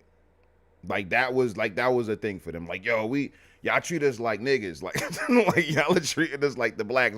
We are just like black people in the way y'all treat us and all this other stuff. And now listen, I'm not going to sit here and say, there wasn't anti-Semitism and all this other stuff or whatever, like Jew hate and all of that stuff. I get it. You feel me? However, bro, it's nothing like Black America. I'm sorry. I'm not sorry. Like, it's nothing like it. It's really not. Outside of it being like coming from like Anglo white people or whatever it is, bro, it is completely not the same. As we saw in the first segment of this, you were participating in the subjugation of the ancestors. So it's not going to be one of those things. And one of them was a Newport, or one of the places that only 2 Jewish families even didn't have slaves. Like, they were all in on this stuff. So no, you can't compare the two at all. You got the Holocaust and all that other stuff that you have, but Black America has like America. Like, and I don't even do the oppression talk. But I saw that a lot just through my studies and stuff like that. Where like, you treat us just like the blacks, or they're talking to blacks and they're like, yo, we have similar plights, we come from similar places. It's like, one of us actually aided and abetted the subjugation of the other, and we can't act like that's the truth. You're not gonna show me a Black American with Jewish American slaves. You can't show me that. So since I can show you the reverse, let's just move on. The emancipated Negro fleeing poverty in the South and the emancipated Jew fleeing exclusion in Europe become neighbors, and their proximity serves to remind both that neither is quite emancipated after all, insofar as they are aware of their undeniable economic superiority to the Negroes. Jews are likely to despise them for lagging behind, at the same time that they resent them for pressing so close. It is not an easy relationship. So I can appreciate that. Bert with the super chat, he says, this work is important, trying to support more with my dollars. I want this to keep going and reach farther. Listen, shout out to you, Bert. Absolutely appreciate that, boy. That means a lot. Thank you for that. $20 super chat. Y'all match Bert. Get like Bert. Get that Bert energy in you. You feel me? Shout out to the big Bert in the chat. So again, even the author has to admit that there is a difference. So he said it was the same up top, like, oh, emancipated, blacks, fleeing poverty in the South, and then emancipated Jews fleeing exclusion in Europe. And it's like, no, no, sorry, like, not trying to get into the conspiratorial bag, but y'all know what I'm getting at. Y'all can pick up what I'm putting down here. Like, it's not like we weren't fleeing exclusion. Okay? Like, that's not what it was. We were fleeing. I'm not even gonna say they were fleeing. Like, the ancestors didn't flee anywhere. They were in America. Like, they didn't go anywhere. Like, you have some people we talked about in the cultural subgroup stream where we, Nova Scotia, Trinidad, and, all these things. But there's pockets of people. We're talking like hundreds here, a couple thousand here. But the millions upon millions of Black American ancestors, they didn't, by and large, didn't go anywhere. This is our homeland for the most part. Now, if you go even further back, there's going to be maybe some West Indies, maybe some Africa or whatever it is. But for the most part, by and large, our ancestors didn't go a fuck place. We stayed in this country. Even if we moved around inside the country, we're not fleeing anywhere. This is our homeland. But then they go on to say, become neighbors, and their proximity serves to remind them both that neither is quite emancipated after all, insofar as they are aware of their undeniable economic superiority to the Negroes. Going to just accept the verbiage. This is the 60s. Going to be not mincing words here. Jews are likely to despise them for lagging behind at the same time that they resent them for pressing so close. So on one hand, y'all are mad that there is an issue between Black Americans and Jewish Americans when it comes to economics, because again, like, just look at the economic foundations of Jewish Americans in this country versus Black Americans. And then because there is going to be a level of upward mobility with the ancestors, they're like, yo, what, like, how are they getting close to where we're at? And so they end it with, it's not an easy relationship.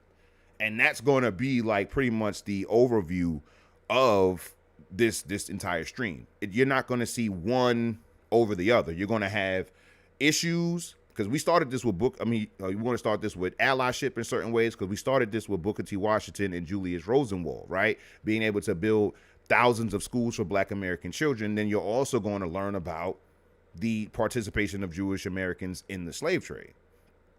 So again, this is not an easy relationship at all. I agree. Let's see what else I may agree with or disagree with. A traditional arena of American sociological research continues to be majority-minority relationships conceived in two ways. One, the white majority in the ethnic or racial minority, or the dominant culture in various ethnic, racial, or religious subcultures. However, a new literary genre is emerging. Mostly journalism, fiction, and autobiography, which is increasingly sociological in tone.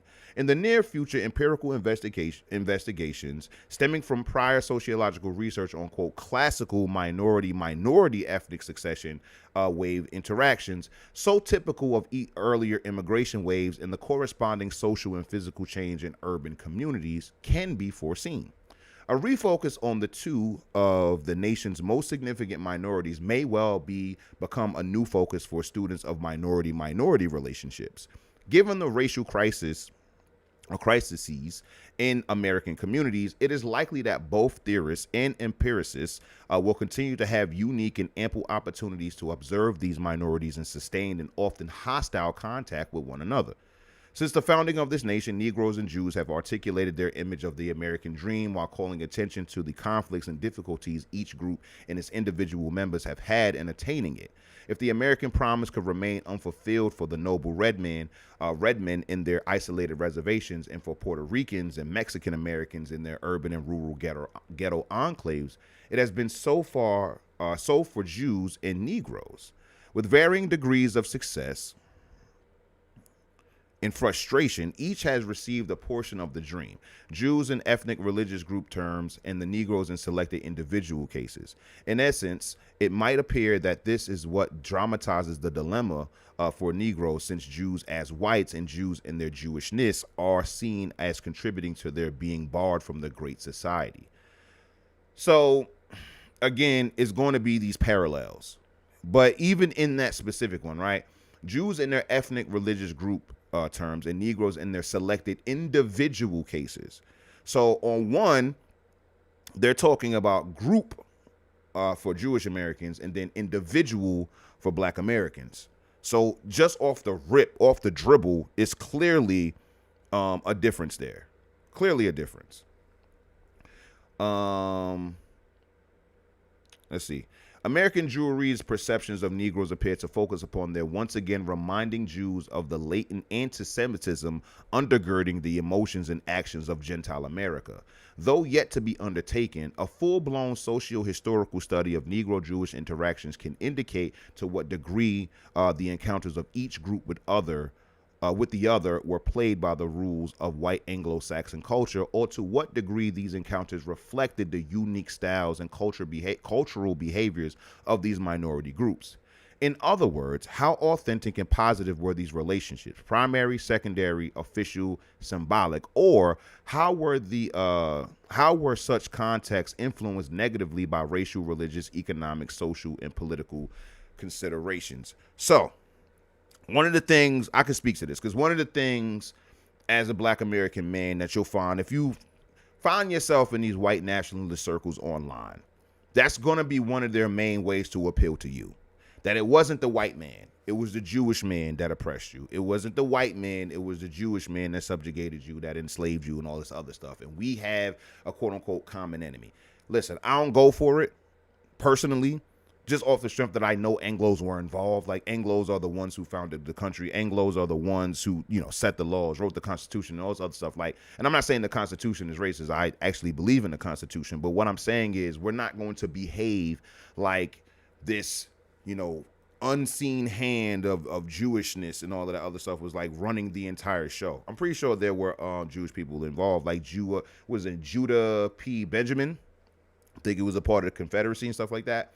So they were around. Obviously, they've been around since the colonial times. However, again, speaking to this thing that like they're talking about, like I'm a Christian man, you're a Christian man, they're Jewish people, therefore we have more in common than you and the Jew. Therefore, they're taking advantage of us economically, both of us, as an Anglo and as a black man. Like you'll have that appeal to black Americans, and they'll tell you. And just being, objectively honest, there is some validity to that. Like, don't get me wrong, there is some validity to that when you get into the whole, the way that they describe non-Jewish people and stuff like that. However, you can't throw the baby out with the bathwater as far as your logic goes. Like, you still have to keep things into its historical context. You know what I'm saying? So for me, no, I'm not going to just lock arms with a white man just because he's talking like that. You have to show yourself to be friendly, and then trying to throw somebody else under the bus, even if it's true, and then don't show what you do in opposition to that is not going to be enough for me. So I get that. I get both sides of that argument. So let's see. Not surprisingly, current reflections on the subject reveal: 1, a varying amount of anti-Semitism among Negroes and some backlash among Jews; 2, an earnest desire to understand the processes by which these groups relate; 3, followed by suggestions, tactics, and strategies designed to assure that these two minorities become more friendly to one another; 4, both explicit and implicit assumptions that Negroes and Jews are somehow in each other's debt. Negroes are the lightning rod of the Jews, deflecting white America's attention from them to a more visible and weaker group, or conversely, stressing the continuing moral and financial aid of American Jewry for the aspirations of Negroes. 5, attempts to comprehend which factors, religious, racial, economic, class, are more important and which are less so in the perceptions, attitudes, and behaviors by members of each community toward one another. So when it comes to this stuff, there is an alliance on both sides. Because then so you have the Anglo man, right? Anglo-Saxon man, white man that's trying to appeal to black Americans, because I've had that happen. And then you'll have also Jewish Americans doing the same thing and being like, yo, like I said earlier, like we're both persecuted peoples, we're both oppressed peoples, we both go through the same things when it comes down to society. They say no Negroes, no Jews, no, like these are the things that we have in common. And then what happens is if a Jewish man gives a black man a job, or if a black man looks out for a Jewish man or whatever, then it becomes, oh, you owe me.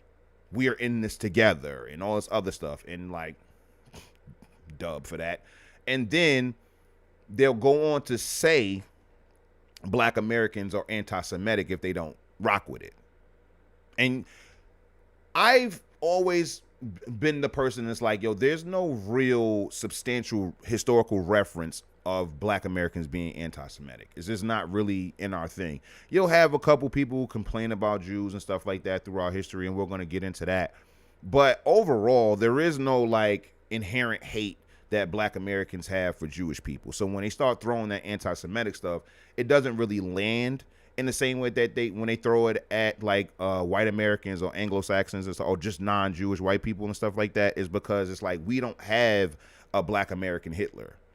You dig what I'm saying? Like we don't have a black American person who's like his entire mission was expelling the Jewish people out of the country or doing any of that. Like that's not really our bag. Our bag was always making sure that we developed as a people. It was black American development. It was black American progress and advancement. Like that's what it was always about historically.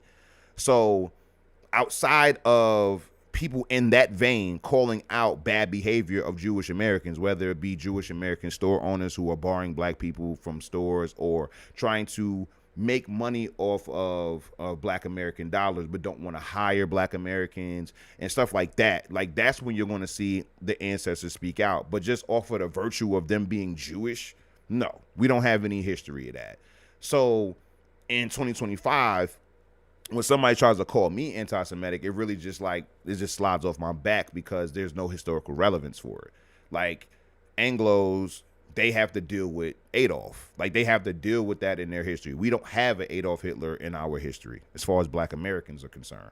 And I don't even think there is a, like, even Black people or like Africans or Caribbean people who have that. Like, I think like Marcus Garvey would be like the closest one, but like even in that, he wasn't saying it off the virtue of them being Jewish. It was off of the strength of what these particular Jewish people were doing at the, at the expense of Black people in America and in the Caribbean.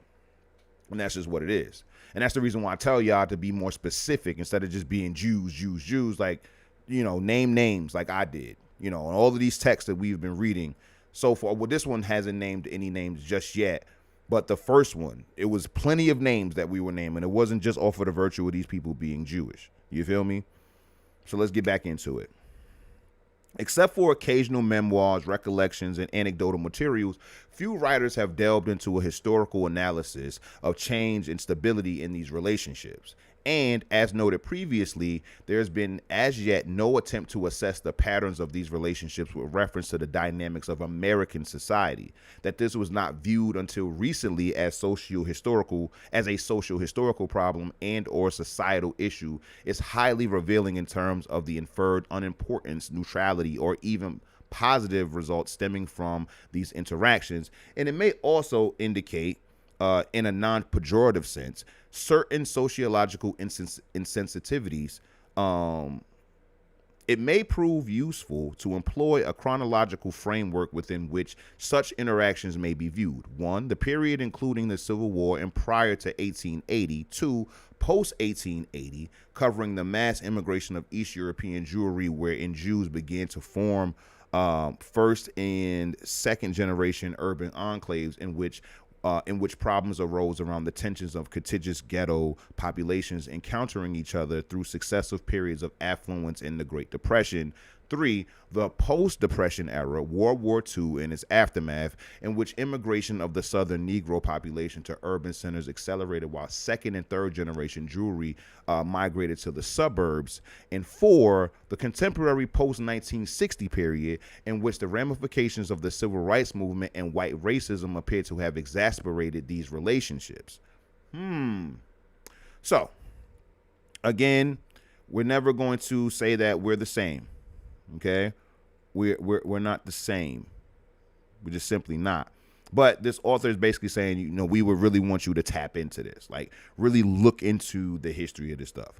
But I find it very interesting that they did say prior to 1880, but it's also denoted by including the Civil War and prior to 1880. So meaning that no colonial stuff. So we started in the colonial era because, I'm going to go as far back as possible. But this is what I'm talking about. It's like, why leave out the colonial era? Because in that regard, you saw what the relationship was. So I find that very interesting that they didn't want to go further back. Because that history is going to be fresher, so to speak, than it is in 2025. And I was able to go back. And that book was only written in the 90s with primary sources from the 19th century. So it was around when this article was written. The papers concerned itself primarily with the pre-1880 period. However, the concluding remarks are meant to spell out in contemporary terms selected implications of these historical patterns. In a discussion of minority-minority relationships, Martin has noted that, quote, as some minorities improve their position, they tend to act toward minorities still below them in rank, much as dominants have acted towards them. And we see that all of the time.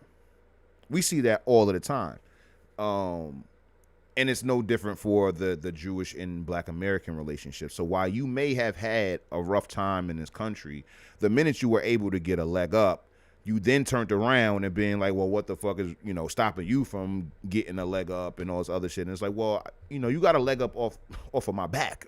Like, you got a leg up because you literally used my back as a stepping stone. Like, you got the work from me and you were able to use my labor to get a leg up. So that's going to be the dynamic there.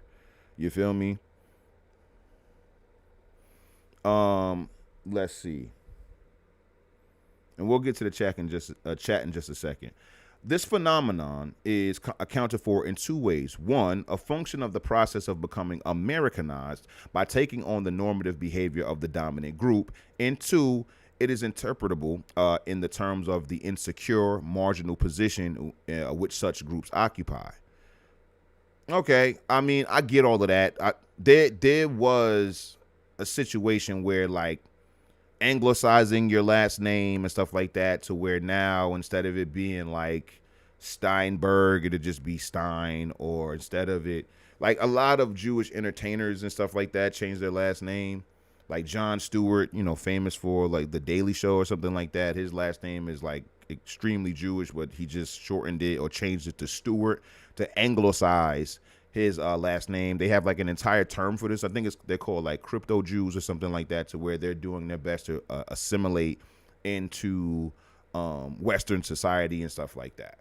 So I get all of that. Now, when it comes to Black Americans assimilation, it's more so socioeconomic, meaning that there are going to be certain ways that Americans socialize with one another. Because like Black Americans, we socialize the way we socialize, but overall, like the American general sense, there's a particular way. That's the reason why I'm able to speak to however many people, no matter what the race or ethnicity is, what it is, because there's an overarching Americanization. Like, when you come here, we have our own American culture, and then within that we have Black American culture, white American culture, Hispanic American, like all of that stuff, right? So when it comes down to us, that's when you're going to see a lot of the ancestors in suits. You're going to see the ancestors speaking proper English. You're going to see the ancestors, doing things like that. That's their Americanized thing. But that is, again, social and economic. It's socioeconomic, meaning that the way that Americans do business, the way America does business, right? For profit,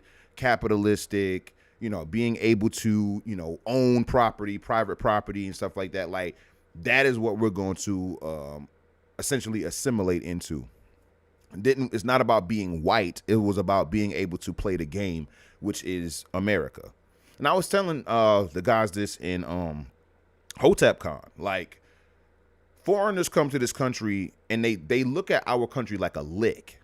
Based upon the conditions in which they come from in their country, they see what we have here. They see the freedoms, rights, and liberties that we have in this country. And it's like, oh shit, they let y'all like get an education. They let y'all, build wealth.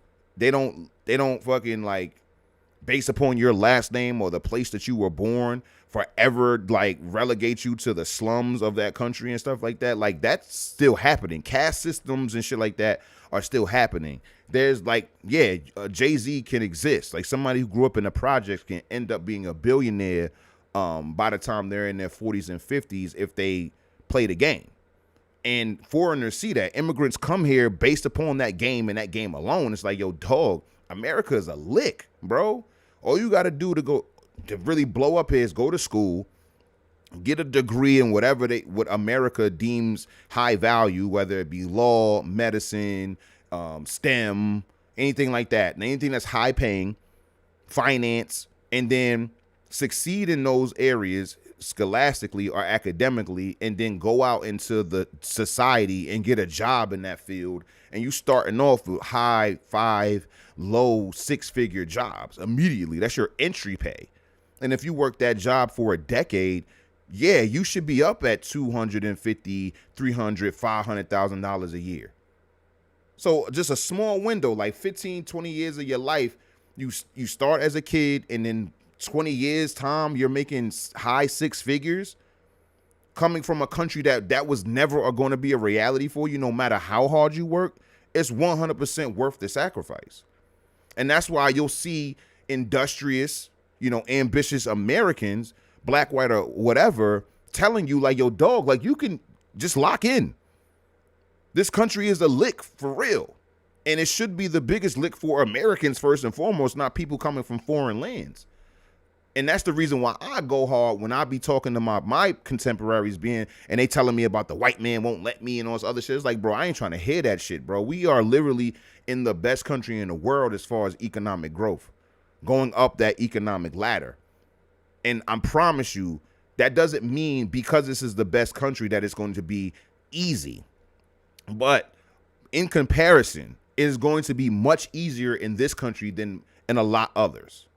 Most others, I would argue. So yeah, you're going to have people outbid you. Yeah, it's going to be people with bigger money that can, do more or go farther than you. However, you can make it as well. Like even when you so for instance, right? Like I trade. I trade on the stock market.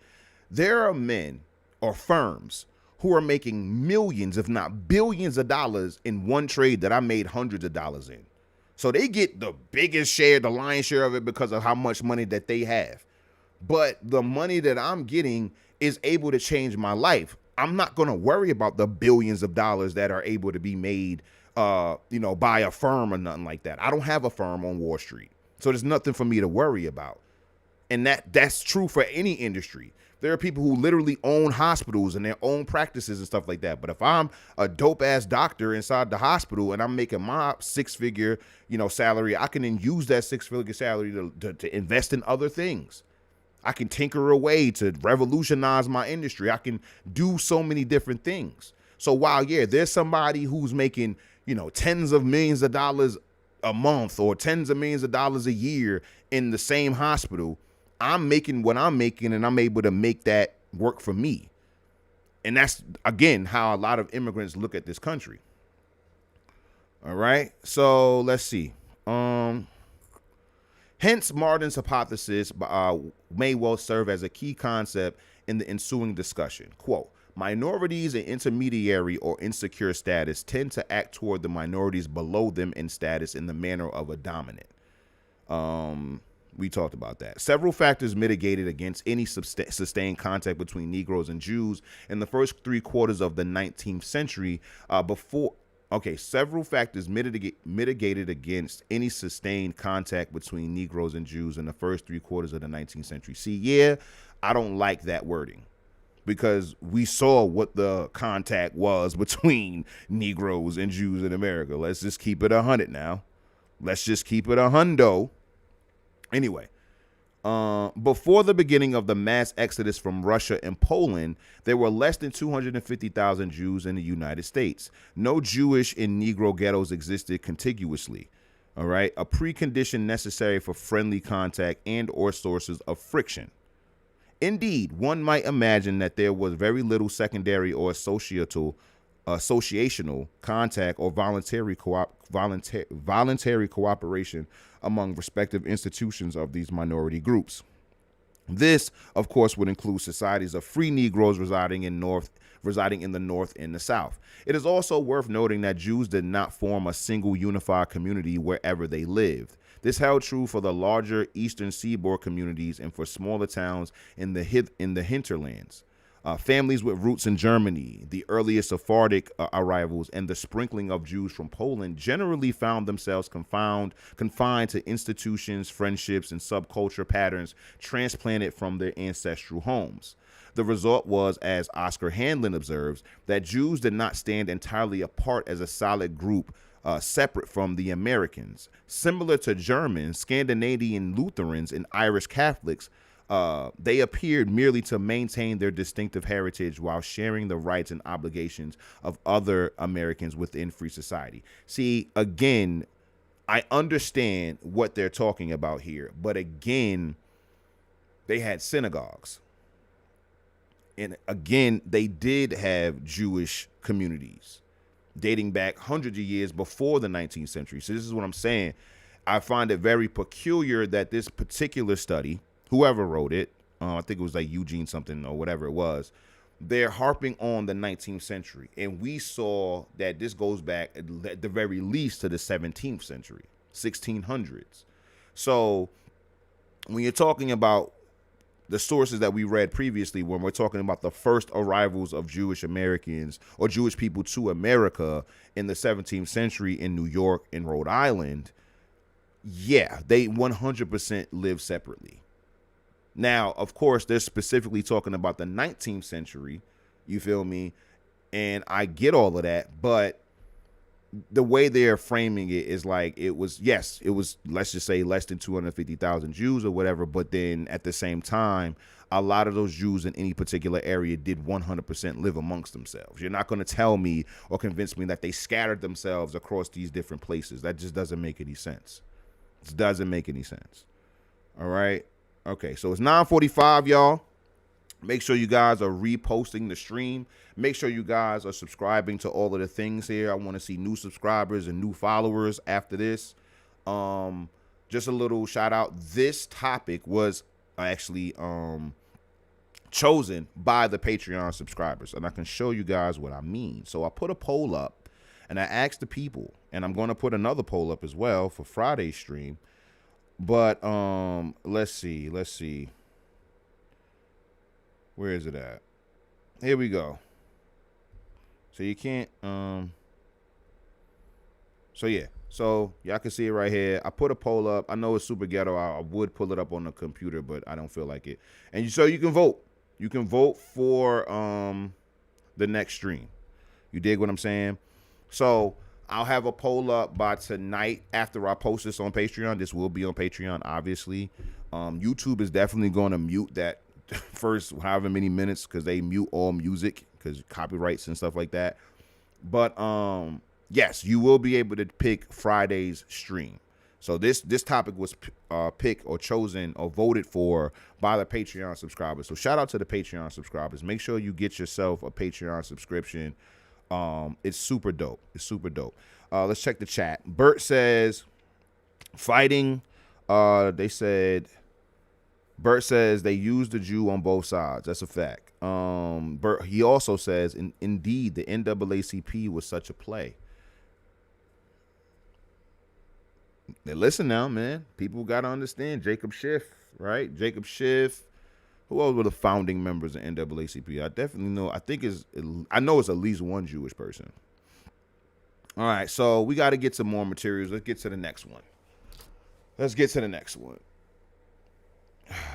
Black anti-Semitism and Jewish racism. Let's see what they got to say about this. So I told y'all it was going to be a heavy read tonight. It was going to be a heavy reading tonight. I don't have any videos on this. And I didn't really even look for any, to be totally honest with you. Now, this is written by two Jewish men.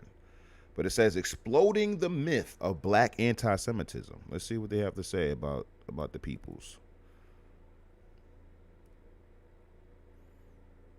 Yeah, we got that. I just want to make sure I had that. So, Walter Karp and H.R. Shapiro. And it says, this is the story of a political lie, a New York political lie that clings through the city like a false alarm in the night. It breeds hatred between the two of the largest ethnic groups in the city, as it was meant to do. It allows the powerful to step on the powerless, as it was meant to do. It has made many men so frightened that they are now willing to forego their own rights as citizens in order to prevent the other citizens from enjoying the same rights. In this, most of all, it was meant to do. The lie has a name. Is it black anti-Semitism? Excuse me, it is black anti-Semitism. I don't like that they didn't capitalize the B in black, but anyway. What people will say, how can black anti-Semitism be a lie? Didn't Leslie Campbell, a black teacher from the Ocean Hill, Brownsville School District, read a student's anti-Semitic verse over a radio station, WBAI-FM? Didn't black militants at public meetings cast aspersions on the motives of the Jewish-dominant UFT, the United Federation of Teachers, in the performance of the quote-unquote Jewish-dominated school system? Damn, I didn't even know that was one of the stereotypes. I did not know that the school system had a stereotype of being Jewish-dominated. That's very interesting. And what of those ugly anti-Jewish leaflets the UFT thoughtfully flooded the city with to teach us the depth and the extent of black anti-Semitism. What New Yorker has not heard of these things? So, hold on. Real quick. When was this written? 1969. Okay. So, again, I told y'all it was, especially in New York, it was tensions. Tensions, were rising for sure among the two groups. So let's get into it.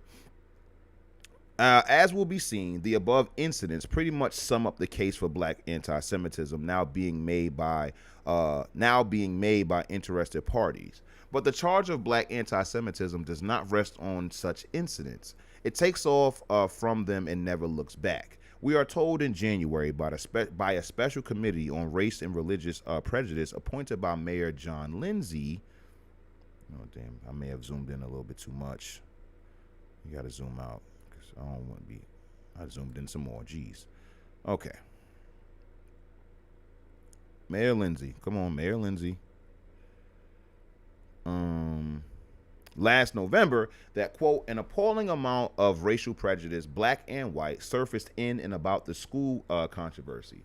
The anti-white, now we dealing with anti-white prejudice. Jesus. Everybody offended. Everybody oppressed. Fuck it. Everybody oppressed. You got anti-black, anti-Jewish, anti-white. Everybody oppressed. Fuck it. The anti-white prejudice has a dangerous component of anti-Semitism. As matters now go in New York, this is the fairest comment you are likely to find. But note that while anti-black prejudice is appalling, anti-Semitic prejudice is dangerous, which is to say the first is morally repellent, but the latter, in addition, is politically significant. You see, this is what I'm saying.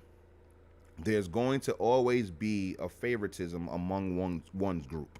Because, I am going to have a particular favoritism for black American history and things of that nature. And you're going to have Jewish Americans who do the same thing, white Americans who do the same thing, Hispanic Americans who do the same thing. But you don't use that favoritism to lie. And that's my whole thing. I know my ancestors, and I understand that at the time that this is their, these are their contemporaries and stuff like that. And I know that on the ground during the time, they're going to have a little bit more insight because they lived through it. So I understand that. But me and my studies of this, I can tell you emphatically that when it came down to black American ancestors calling out the BS, it wasn't off the virtue of them being Jewish. It was off the virtue of them doing some fuck shit to the ancestors. Like there's no incentive to be wholly or explicitly anti-Semitic. Like we don't gain anything from that.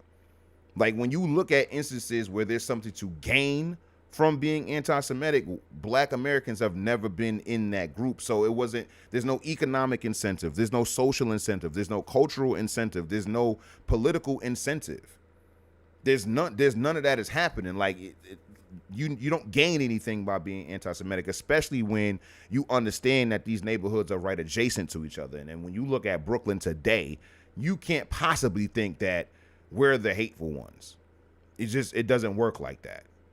You dig? So what happens in this context is that they try to make this like an even thing. To be like, oh, we have some issues, y'all have some issues, and we both need to work it out. And to a certain extent, I will agree, but for the most part, no. There's a clear difference in motive. There's a clear difference in political, economic, cultural incentives for one versus the other. So while they can just say, oh yeah, being anti-black is appalling, but being anti-Jewish is dangerous, it's like, fam, are you serious right now? Are you dead ass right now? Like, have you seen our history? Like, let's not do that. We're not going to compare danger, bro. Like, you can't possibly compare danger. Show me runaway Jews. Like, in America. Like, you're in America, you're in bondage, and then you ran away, and now there's a reward on your head. There's a bounty on your head. And now you got to kill slave patrolmen and all of that. You can't tell me nothing about dangerous. You feel me? So yeah. Other spokesmen are not quite this subtle. We are told by the Anti-Defamation League, the ADL, a Jewish watchdog agency, that raw, undisguised anti-Semitism is at crisis levels in New York City schools, and that, quote, the use of anti-Semitism, raw, undisguised, has distorted the fundamental character of the controversy surrounding the public schools of New York City. End quote. We are told by a member of the New York City Board of Education, Mrs. Rose Shapiro, that, quote, there is a battle raging to destroy the city's fabric. This new wave of racism has engulfed our city. Engulfment, nothing less. Calls now go out almost daily to find and denounce the black culprits, to denounce, dismiss, and impeach any official deemed derelict in his duty to suppress these black attacks upon Jews. We put black racists on notice, warns the American Jewish Committee, quote, that we are determined to use every legal means to let no one get away with any efforts to inflict pain or suffering on any Jewish person. Are they dead ass right now, son? Like, what? Oh, okay, Mrs. Rose Shapiro. Oh, no, that was somebody else. That was the American Jewish Committee. We put black racists on notice. I don't like that. See, I don't like that, son. What you mean you put niggas on notice? I'm pussy? Like, that's how I feel, like you calling me pussy. I don't like that. Putting me on notice, like, nah, son. I'm not jacking that. And I thought this was supposed to be the myth of black anti-Semitism. What are you talking about? Oh, man. For failing to combat black anti-Semitism with sufficient vigor, William Booth, a black man, lost his post 2 weeks ago as head of the city's Human Rights Commission. Wow. Shut it down. Shut it down. Shut it down. They was like, oh, nah, this nigga talking a little bit too much. Yo, son, I wish we had quotes. I wish we had quotes, because the only quote that we have right now is this: the ancestors saying that the Jews ran the schools. You feel me? Like, how deep is that? How deep is that hatred just to say, yo, the Jews run the schools? Like, come on, son. They make it seem like you gotta fucking combat it with sufficient vigor. Like, what, bro? William Booth got fired. I love how they worded it. Lost his post 2 weeks ago as head of the city's human rights. He just lost his post. Nah, y'all got him fired. You shut it down. You shut it down. Back in November, Mayor Lindsay could still tell a Jewish audience that, quote, we will not tolerate false attacks of anti-Semitism against all those who have favored community responsibility in our schools. Many of the attacks were vicious slander. All right. Now, for not acting as if every slander were proving fact, Mr. Booth is found unfit for his job. Okay, they about to defend him. A Jewish official writing in the commentary, an eminent intellectual journal sponsored by the American Jewish Committee, has now drawn the political implications of this new insurgent black anti-Semitism. Wow. It is no longer a question. See, they making definitive statements. It is no longer a question.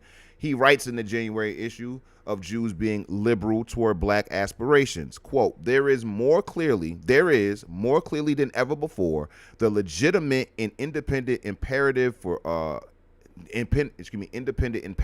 self-survival. In plain words, black anti-Semitism has grown so threatening that Jews must cease to support black activists and start defending themselves against them. Oh, Lord. Oh, boy. Oh, boy. I bet. So, okay. Let's put a pin in this. And let's go here. This is a communist by the name of Harold Cruz who wrote his book, The Crisis of the Negro Intellectual, in 1967. Okay? 1967. Let's see what he has to say. Since we're talking about, we used to support you guys, but now we got to dub y'all. We can't fuck with y'all no more because of how prejudiced you are against us. Let's see what Harold Cruz, a communist, has to say about this. This is his book. Okay, he's a communist himself. So let's see what he has to say. Jews and Negroes in the Communist Party. Now, you know, I tell y'all all of the time, the civil rights era, especially when you get into your Martin Luther Kings and the Black Power movement and stuff like that, is heavily influenced by Marxist ideology, heavily influenced by American communists, American and European and Asian communists, you feel me, and African communists. And yeah, like a lot of that stuff, like rest in peace Fred Hampton, he, you know, famously said that, you know, you have to call yourself a proletariat. Stokely Carmichael, who's from Trinidad, he spoke out against capitalism and embraced Marxism and communism. So the civil rights movement was, you know, undergirded by communism in a lot of ways and Marxism. Like Martin Luther King's fellow speechwriter and like one of his close associates was Stanley Levison. Stanley Levison was the financier for the Communist Party. So when you start to see my scholarship bringing up communists and stuff like that, understand that it's for the historical relevance of things. You feel me? Let's borrow this book. And it's to understand the historical context of the time. Okay, so when you're talking about your late 50s going into your late 60s, early 70s, this is what you're going to be seeing on the ground as far as like what you would consider mainstream marchings and stuff like that. Like, so yeah, you're going to see a lot of overlap between Black Americans and communists when it comes down to that era of time, when it comes down to their political ideologies. It's completely anti-ancestral. The ancestors were never communists and stuff like that. I was having a conversation with HJ about this, and he was basically saying that you have to understand that at the time, they were looking at this, and I understood this to a degree, but it was like there wasn't anything. I'm muted? Let me know if I'm muted, because it says that I got the volume going on. Can y'all hear me? Make sure y'all can hear me. I don't know, Sammy. They said I'm not muted. I don't know. So, all right, cool. all right, cool. So, when it comes to this stuff, he was just letting me know, like, yo, man, like, there were obviously negatives when it came to capitalism. So if you got these people coming from the Caribbean, Africa, Europe, and all these other places telling you that, hey, yo, I just left Russia, or I just left my country, and I just left my island, or whatever it is, and this is the political ideology, that's the winning strategy, and you're struggling under capitalism, you are going to be open to hearing it. You feel me? So you got to keep that in mind. It'd be no different than just another politician, you know, a different politician coming in. If you look at the way that Trump came in, right? Trump wasn't a politician, a career politician or nothing like that. He was a celebrity, entertainer, and businessman. You dig? Like WrestleMania and Trump steaks. You feel me? So when it comes to that, people are just thinking this is the new flavor of the week as far as political ideologies, political and economic ideologies. But let's get into it. During the Communist Party's Anglo-Saxon period of Dunn, Minor, William, and Earl Browder, etc., there were more open inquiry into the precise nature of the Negro question than there was to be later on. Right or wrong, there was a certain flexibility and a willingness to survey and debate, but this open-minded freshness went out of the Communist Party very rapidly. By 1929, when the West Indian American Negro era debate began, an unyielding, narrow-minded rigidity permeated at the party's thought on all questions. What should have been the Negro theoreticians' period of pioneering achievements and creative originality became, by default, a period of cheap militancy, imitative posturing, and a blind evasion of Negro realities. The West Indian American Negro Brain Trust could not utter a single theoretical idea about themselves unless they first invoked the precedents of the Moscow Line, so that everybody would know in advance that they had not the slightest intention of disagreeing with it. So this is what I was telling y'all. A lot of the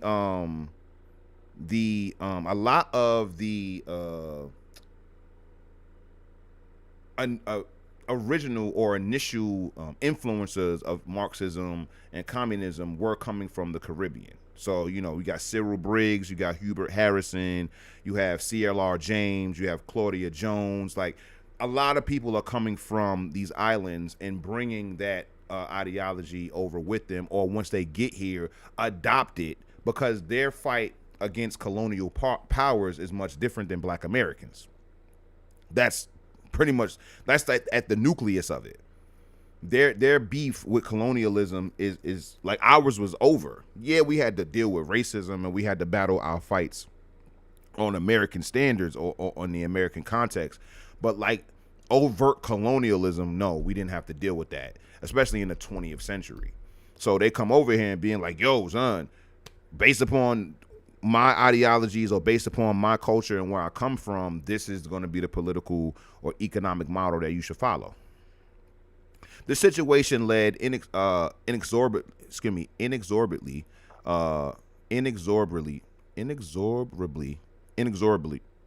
sorry, y'all, to the period of Jewish dominance in the Communist Party.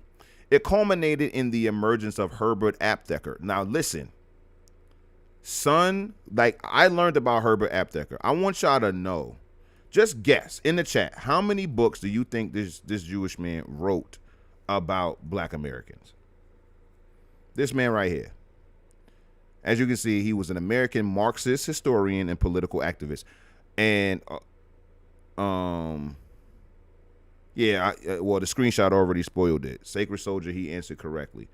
Son wrote more than 50 books, mostly in the fields of African American history. Most notably, American Negro slave revolts. Like, son was super interested in us, fam. Look at this. The Negro People in America, a critique of Gunnar Myrdal's An American Dilemma. Mississippi Reconstruction and the Negro leader Charles Caldwell. Afro-American History, 1910 to 1913. History and Reality. The American Revolution. The American Civil War. American Negro Slave Revolts. Toward Negro Freedom. The Documentary History of the Negro People. 7 volumes.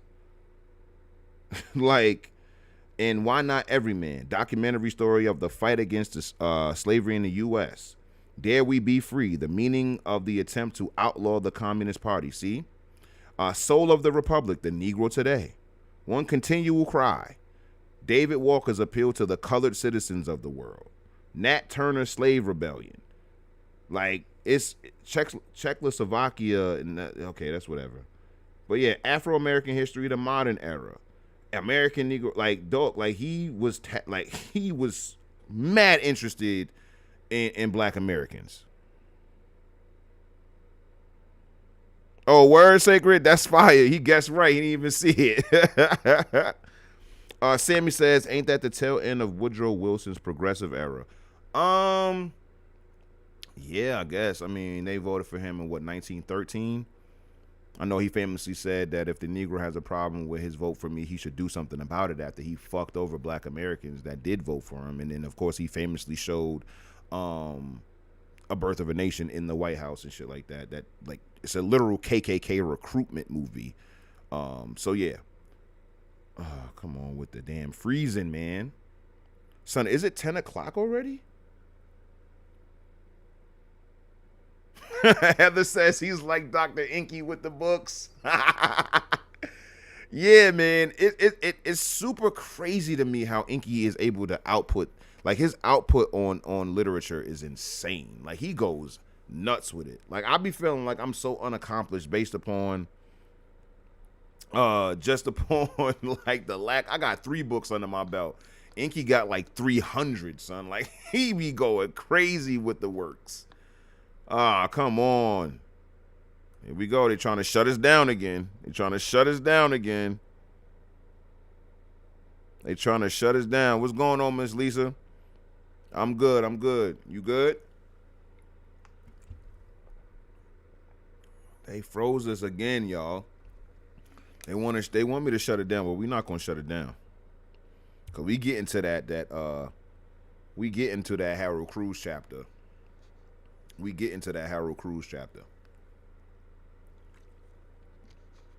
But it's not surprising, fam. It's not surprising when you can. Where we at? No, there we go.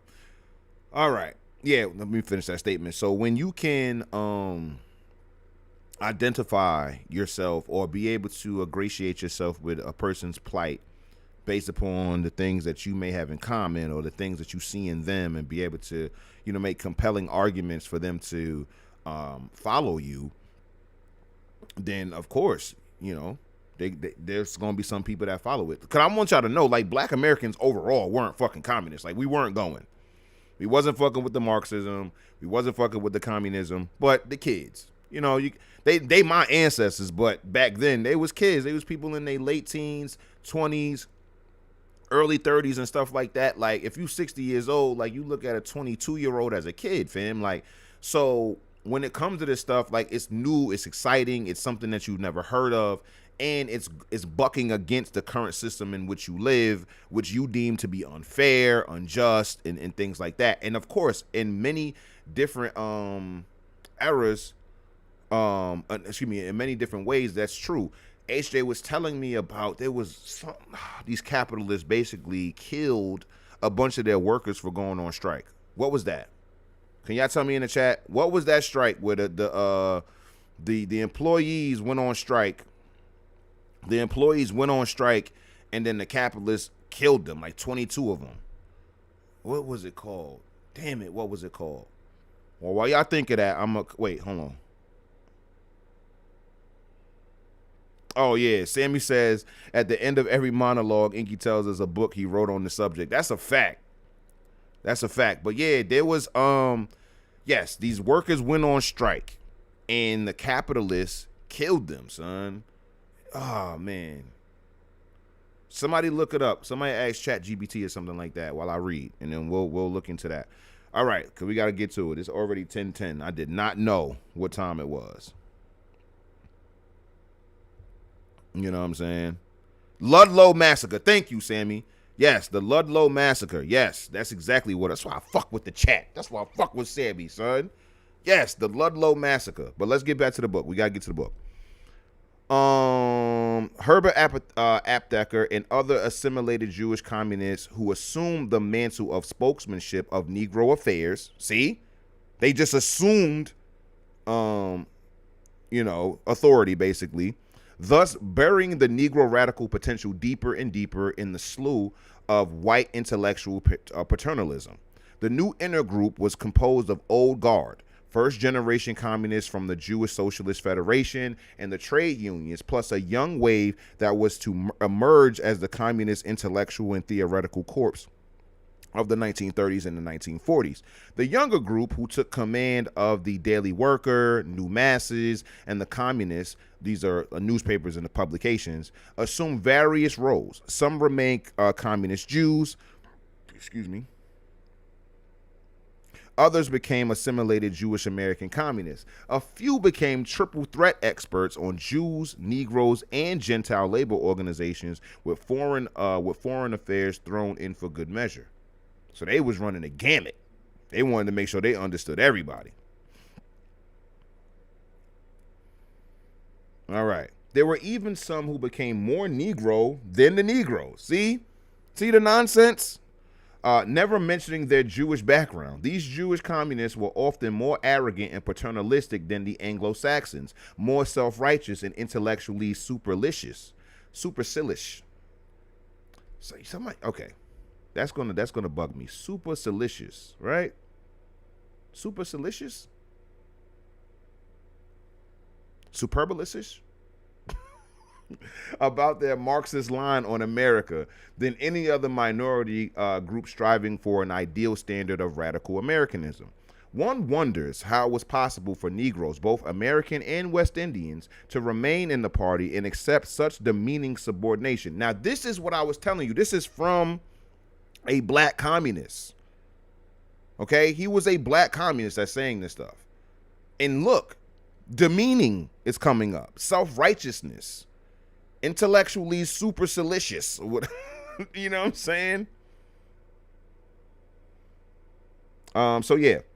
Nothing could account for this but the mesmerizing appeal of the Marxist doctrine, which had seduced away the ability of their minds to think independently. Come on now. This is why I fuck with these books, man. They let you know what the fuck is going on. Y'all are so, what I tell them, Vince, they lost in the what? What they got lost in, Vincent? Tell them what they got lost in. What they got lost in. Anyway. From 1935 to 1937, James W. Ford, the leading Negro of the Democratic or People's Front, he was a communist as well. I tripped out.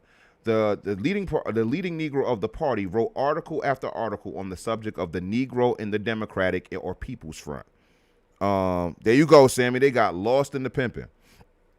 From 1932 onward, of course, the communists had their biggest propaganda windfall in the infamous Scottsboro case. The importance of this episode goes far beyond its organizational and propaganda aspects, because I believe that shit was all orchestrated. You feel me? And we'll get into that on another stream. We'll talk about the Scottsboro case. So yeah. Let's see. 4, as Quentin Reynolds, they might even get into it here. As Quentin Reynolds once pointed out, it coincided with the exact period in which the Daily Worker was able to purchase its own printing presses. This was the Communist Party's heroic era. However, as a true indication of which of the ethnic groups was getting the most mileage out of the People's Democratic Front, the Communists of September 1938 came out with an article by V.J. Jerome honoring, quote, a year of Jewish life. It reported that Jewish Life, a monthly cultural magazine in English, had been started in June 1937 by the Jewish Bureau of the New York State Communist Party. In other words, while assimilated Jewish American communists were leading on the broad fronts in the Communist Party, the unassimilated communist Jews were upholding the historical purity of Jewish cultural identity in the same Communist Party. Of course, it goes without saying that the Communist Party assumed that neither the American Negro at large nor his Negro brethren in the ranks of the party had any real cultural identity to defend, especially in cultural publications. Wow. So black Americans don't have no culture, huh? Wow. Especially in cultural publications supported by the party funds. So they looking at black Americans like how most people who hate black Americans say it. Same argument, Sammy. Black Americans don't have no culture. Bullshit. With the Negro in the People's Front, everything went under the heading of Negro white working class unity. During this unity process, there would be little time for Negro communists with ideas about self-determination to get together to put out a party-sponsored publication called, for example, Black Life. So we cool. We can highlight Jewish life. That's no problem. We can have all of the celebrations for that, but we don't fuck with y'all enough to do it for y'all. And this is something that if you go to my documentary about the relationship between black Americans and communists, you're going to see a lot of this. And I named Jewish people in that one too. Gilbert Greenberg. There's a few others in there. And they did the same thing. They pimp you to get into the Communist Party. You like, okay, I'm a communist, down with the capitalists and da-da-da, all of that other shit. And then a couple months go by, and you are dealing with the same type of racism in the Communist Party that you were dealing with in America. You bring it to your committee, or you bring it to your quote unquote leaders and shit like that. And you're like, hey man, I had some ideas to, kind of douse the racism that we have going on within our ranks. And I also have some ideas of black Americans being able to do some of the same things that we've been espousing for communists in general. And them motherfuckers look at them like, yo, get your nigger ass to the back with you. YouTube probably gonna be mad that I said that, but I mean, it is what it is. The very proposal of such a publication would have raised the horrible nationalist specter of a Garveyite inter-party pilot. See, excuse me, inter-party plot. You see, if black people, it's cool when they do it, but when it's fucked up when I do it. Thus, any radical Negro writers or poets of the time who had anything to say had anything to say had as media either the Daily Worker or the New Masses, in effect, two more white publications with editorial policies like any other white publication. So they were no different. And that was the entire point of like Manning Johnson and George Schooler and a lot of the anti-communist black Americans of the time. Is like, yo, dog, y'all are dealing with worse racism over there. They are pimping you. They're telling you that you have all of the free reign to be a communist and all this other stuff, but you actually don't, G. They actually don't fuck with you. You know you don't really got no pull over there. It is what it is. Okay? In the same issue of The Communist, September 1938, there was an article by Irene Browder in which she wrote, quote, "In the United States, a national group is not a nation or even a national minority as understood in European countries. A tendency exists to identify the problems of the national groups with the general problems of oppressed nations. On the other hand, some of our comrades regard the Negro people as a national group. People belonging to various nationalities in America look back to their native country or to the countries of their ancestors and cannot be indifferent to the conditions they see there." Again, bro, our ancestors were proud Americans. We are not sitting here shitting on Africa. Okay? We're not shitting on the Caribbean. That's not what we're doing, but we are going to focus on black American affairs. And this is what they're trying to do. They're trying to shit on black American nationalism, essentially. And that's what they're basically saying. They're saying that we're being indifferent to Africa or indifferent to the Caribbean, and that's not what it is. It's just, that is what it is. You know what I'm saying? But it's not done in a negative way. It's just that we have things here that we need to focus on. All right. It was as if to say that the Garvey movement in the preceding decade had not demonstrated that many blacks in America look back to the country of their ancestors and could not be indifferent to it. But the communists and all of the Negro leaders felt such sentiments for Negroes were utopian and let the matter drop. This article graphically reveals the basis of the Communist Party's dereliction of the problems, on the problems of the national group, especially the Negro National Group. There was, in fact, some very deep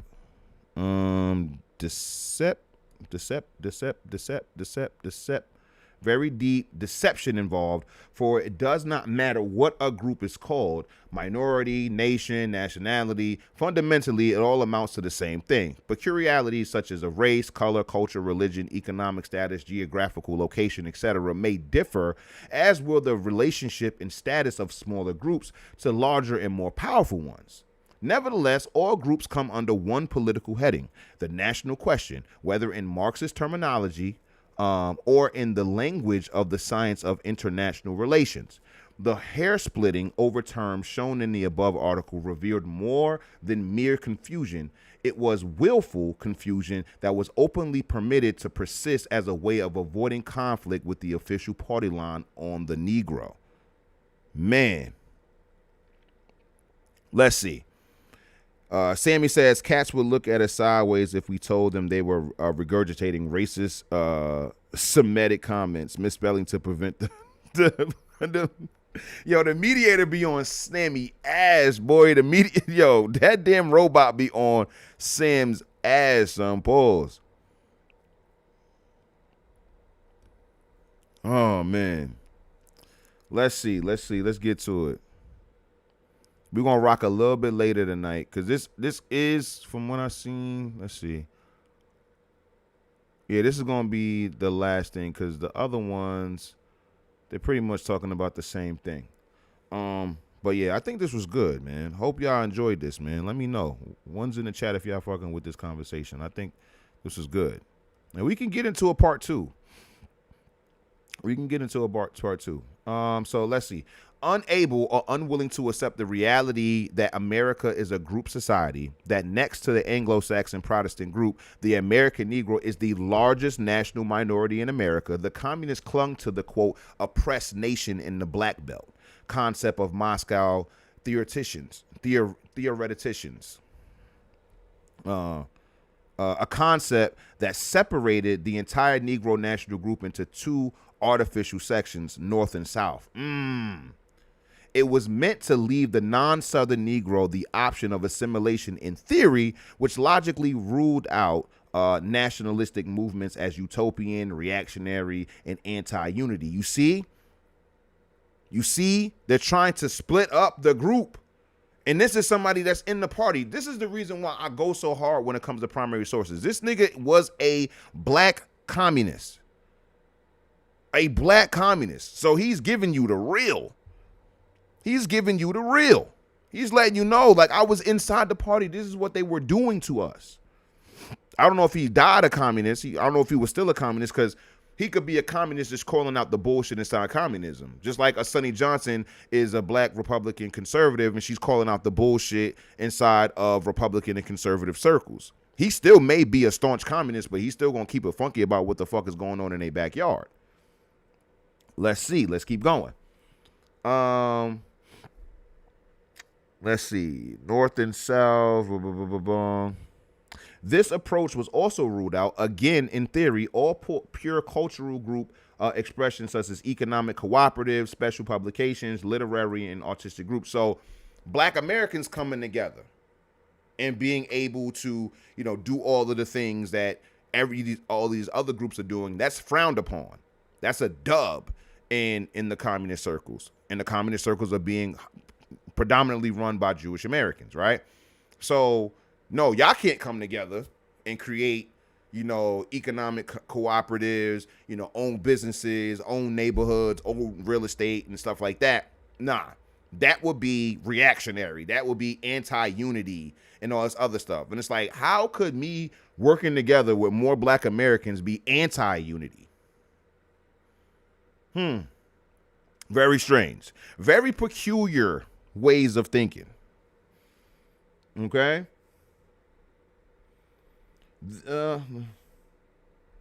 This unwillingness or inability of the communists to come to grips with Negro national groups' realities was displayed on both sides of the racial fence among the party's leaders and theoreticians. Theoreticians. It was the white communist leaders who actually laid down the line, but the Negro leaders followed it without deviation. Now, we heard that from Manning Johnson. The whites, for the most part, confused themselves, were forced to raise many questions and doubts on the Negro issue, questions only Negroes themselves could have answered. Negro leaders, however, consistently failed to answer them. In 1921, when the white leaders were courting the reality of organized black nationalism, the Negroes in the ABB, the African Blood Brotherhood, Cyril Briggs, I knew he was going to be brought up, the African Blood Brotherhood, by Cyril Briggs. He comes from Nevis or however you pronounce that island. You feel me? That's like around the St. Kitts area, if I'm not mistaken. So look, the Negroes in the ABB were trying to subordinate nationalism to what? To communism. You see what the black communists were doing? So while the white communists, like, none of these niggas was our friends for real. So you got the white communists, the Jewish communists being like, yo, y'all need to just be communists and nothing else. And then you got their what Manning Johnson called their lick spittles, their black lick spittles, telling them, yeah, you all of that black nationalism, all of that black unity, black American unity shit that you on, dub that. Ain't nothing more important than the party. Ain't nothing more important than the communists.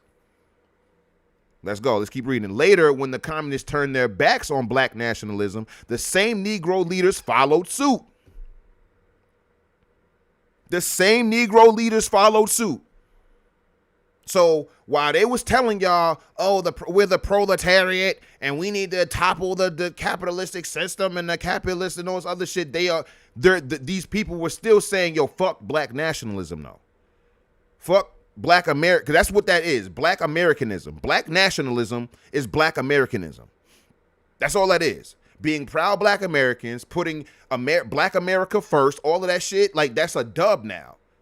This is where this is honestly where you get the Pan-Africanism and shit like that. Pan-Africanism and communism has so much overlap, it's fucking insane. Okay? W.E.B. Du Bois was a Pan-African and also a communist. You see what I'm saying? I think the only one that I can tell you that I know of, that I actually did research on, Marcus Garvey was the only non-communist Pan-African that I've seen. And y'all know how I feel about Pan-Africanism. It's never happening. It's never going to happen, at least in the Black American context. I got so many Black American issues that I need to be getting to before I start thinking about different islands and countries in Africa and all this other stuff. Like, it shout out to them. I want them to win. I just recently seen that Africa cut France off, and now France is like spiraling right now economically. So I love that for Africa. I've never been an anti-African Black American. That's so fucking dumb and backwards. I'm literally president of Hotep Nation. It's an ancient African word, ancient Kemetic word. So you're not going to I don't have any beef with non-Black American Black people. That's just stupid. However, I'm going to be Black America first through and through. That's just how I live. Anyway, the Negro intellectuals and radical theorists of the 1920s and 30s did not themselves fight for intellectual clarity. They were unable to create a new Black revolution synthesis of what was applicable from Garveyism, especially economic nationalism, and what they had learned from Marxism that was valid. So they're confused. They're confused at this point. They've confused themselves economically and politically. You feel me? Eco-politically. Yet, with such theoretical synthesis, Negroes would not really have needed the communist. Come on now. Let's say that again. Yet, with such theoretical synthesis, Negroes would not really have needed the Communist Party. They could have laid down the foundation for a new school of revolutionary ideas, which, if developed, could have maintained a programmatic continuity between the issues and events of the 1920s and the Negro movements of the 1950s and 60s. I told y'all. I said this shit. I said, yo, we did not need this as an answer. HJ told me this is the new flavor of the week. Motherfuckers was sitting there listening to this new sexy shit because they ain't never heard of communism before. You got niggas coming from all these different parts of the world with their cool ass accents and shit telling these motherfuckers like, yeah, you need to get down with communism. You need to get down with Marxism. And it's like, all right, I'm going to try it. You talking to the college kids. You talking to the high school kids. You talking to, people in their early 20s and shit that don't own property. Right? So they don't really give a fuck about none of this shit. But then Black communists, after they have some time, they was like, yo, dog, like we could have we could have skipped all of this shit if it was still going to end up like this. And they wasn't going to fuck with Black nationalism and Black people coming together in America, Black Americans coming together in this country to build their own. What the fuck did we get down with them for? Like, I thought we were fighting against the capitalists who weren't going to let us do this shit. Then we get down with the communists and they are still saying the same thing. It don't make no fucking sense. So, yeah. And the young Negro intellectuals of today will probably not be facing a theoretical and intellectual vacuum. See, this is why I be trying to tell y'all. Like, the ancestors figured it out. They went through this shit, so we didn't have to go through it. That's why y'all tell y'all to read. We ain't watching their video tonight. I'm the video. We gonna read tonight. All through the late 1920s and into the 1930s, there were several factions of white intellectual radicals who kept up a steady barrage of criticism, very valid criticism about the program and tactics of the Communist Party. There was, in fact, a violent literary war going on, but waged only among the whites. Negro intellectuals, representing the newest of social trends, were not involved in this war to the slightest degree. Now, doesn't that sound like the Charlie Kirk shit? That's white on white. They ain't got shit to do with us. They ain't got shit to do with us. Yeah, there's Black Republicans. Yeah, there's Black conservatives. But as far as that shit go, that shit is between them. A white man shot and killed Charlie Kirk. You feel me? Make sure you're subscribing to the YouTube as well. Tell your friends to subscribe to this if y'all digging this. You feel me? By the 1930s, the Negro still had not learned that for him, economics, politics, and culture are inseparable. Let's read that one again. See, I thought Harold Cruz was going to be on some bullshit because he was a communist, but he's keeping it 100 here. By the 1930s, the Negro still had not learned that for him, economics, politics, and culture are inseparable. Let's talk about it, Harold. Tell them. Inseparable. Inseparable. That's what I'm talking about, son. Well, this is a great chapter. This is a great chapter. That was fire. That was a bar. The economic panic brought on by the 1929 crash, the Great Depression, also caused cultural panic among the white intellectuals. From the point of view of their own class and creative status, they saw in these events the beginning of the terrible disintegration of Western civilization. Where was American culture going as a result of all of this? It was the conflict. It was the conflict among different schools of white intellectuals on how to save Anglo-Saxon and European cultural values that caused the literary war. So they was warring with books. Now we had that amongst ourselves, but people don't really care. It was about black shit. You feel me? You got W.E.B. Boyce talking about Booker T. Washington and vice versa. You got William M. Trotter talking shit about Booker T. and vice versa. You got Ida B. Wells going against W.E.B. Du Bois. Like it was writing books and shit all of the time. But this is different from that. And a large amount of that was fueled by the Great Depression.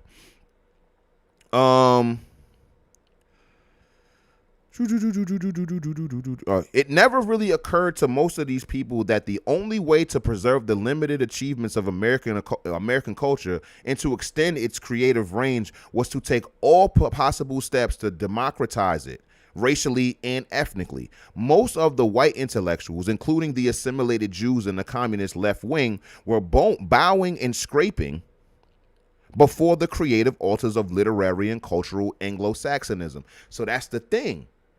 That's the thing. When it comes down to one of the criticisms that the white nationalists have is that when it comes down to Jewish people specifically, they're able to turn off and on their whiteness. When it's time to critique white people or to castigate white people, then it's like, as a white man, right? But then when it's time to hold that particular person accountable, then it's like, oh, I'm Jewish. You feel me? And they'll go back and forth. You feel me? And I ain't gonna lie, a lot of black immigrants do that too. They'll sit there and say black, but then it's when it's time to, hold them accountable, then it's like, oh, well, I'm Caribbean or I'm African or I'm this, I'm not black American. Then it's like, yeah, this is what we're talking about. And I'm not saying that they're, identical as far as like motives and shit like that, but I have seen that flip-flopping. And it's not for all of them, but I've definitely seen some flip-flop that way. To where it's like they're black one day, then Jamaican to the next day. They're black one day and then Angolan the next day. And it's like, heard you. Anyway, moving on. They would not deal with America as a nation of nations. They talked about social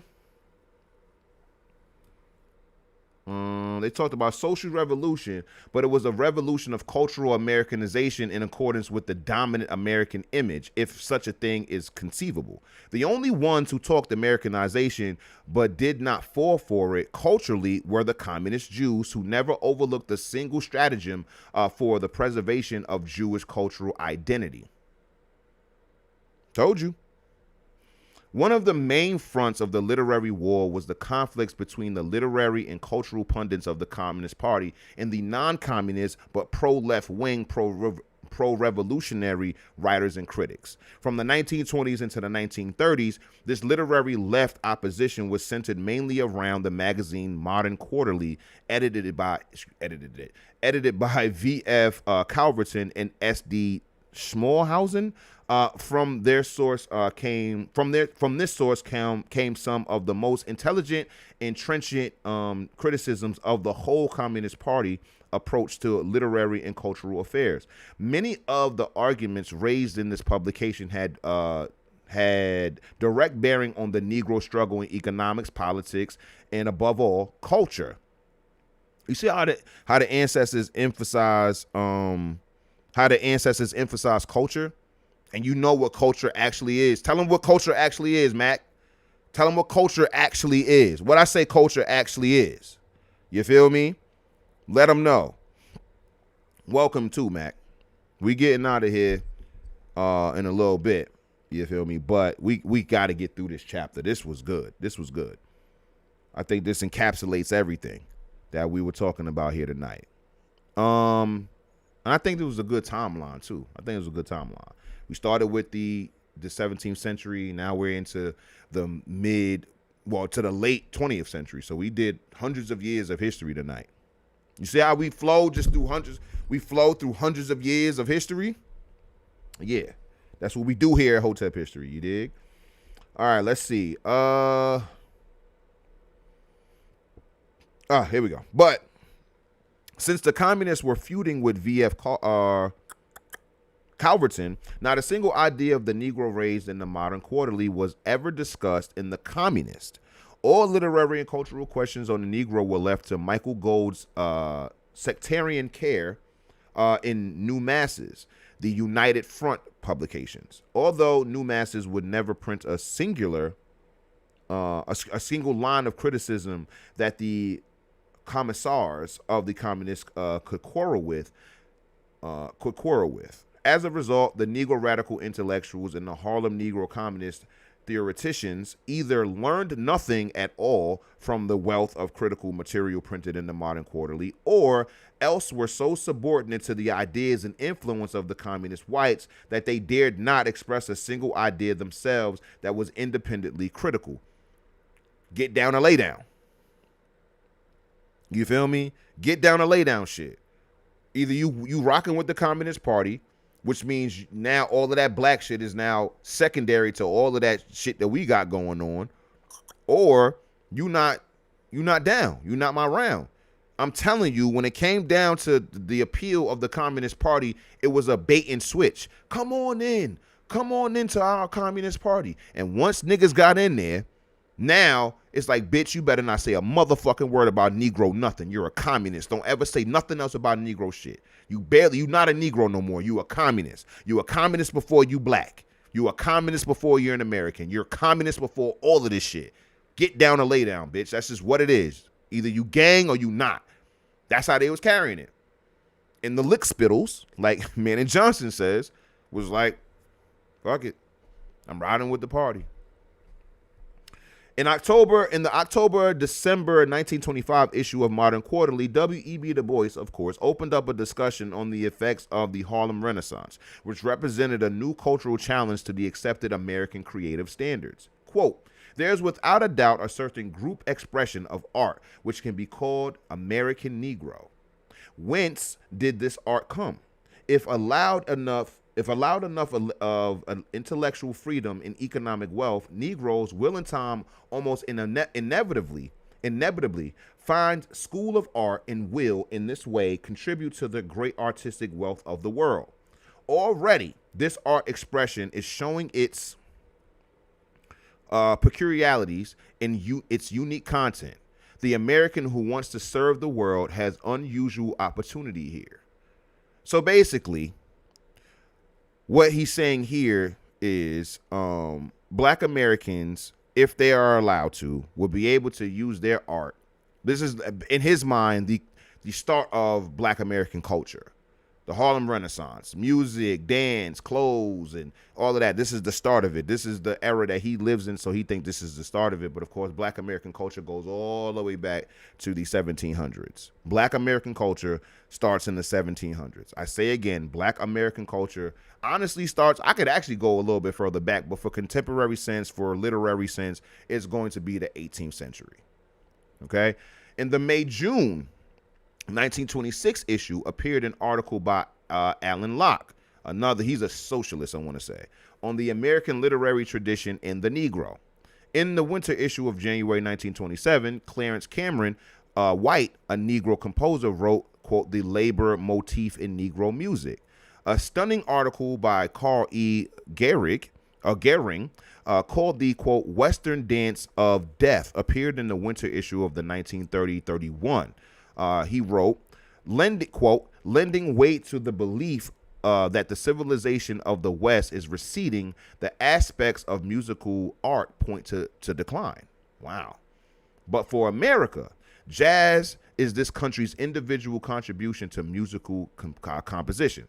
To sum up jazz more conclusively in terms of Western music and its relation to the future of Occidental civilization as against American music, and its bearing on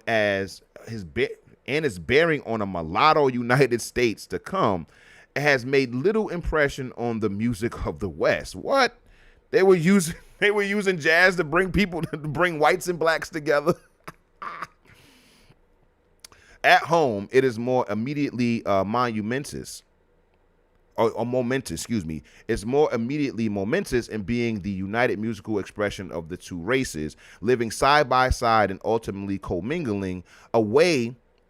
Its significance assumes broader impact in that jazz rhythmic propensities have duplicated Russian musical tendencies. The significance of jazz is further reaching. Jazz is hybrid, the mulatto of music. Yo, that's crazy. Jazz is hybrid, the mulatto of musical composition, offering the union of Aboriginal rhythms with the Caucasian scheme of music. Wow. Never heard jazz described like this. To sum up the American situation, musicologists of perspective are honest enough to grant that the Negro race has given this country its only pure folk music. Come on now. And this material is good material for national music, but not for the Caucasian race to exploit as white men's music. I like that as well.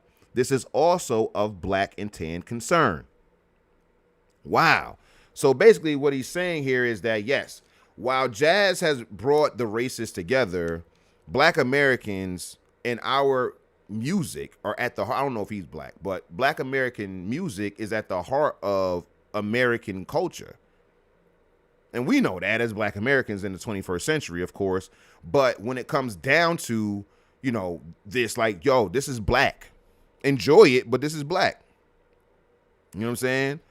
So it says in this material is good material for national music, but not for the Caucasian race to exploit as the white man's music. So it's good to be American music, but this is not white music. This is not white American music.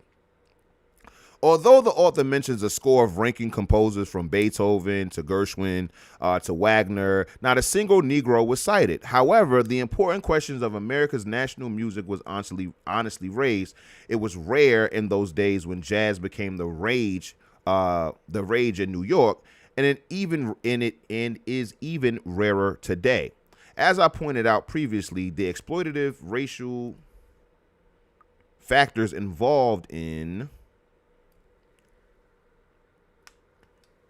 jazz music posed a serious and complex socioeconomic plus cultural challenge. It was, in fact, truly the truly Native American touchstone on which the whole concept of cultural revolution could have hinged.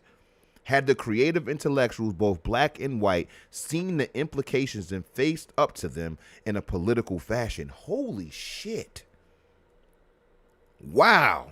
That's fucking deep, son. Son is basically saying that, yo, jazz could have brought on the revolution. Like, the fact that it had a hold on white and black people, that could have been the real glue that it would have ushered in the new regime. That's crazy. That's so crazy. Now let's jump around a little bit because I haven't read the word Jewish in a minute. So I'm trying.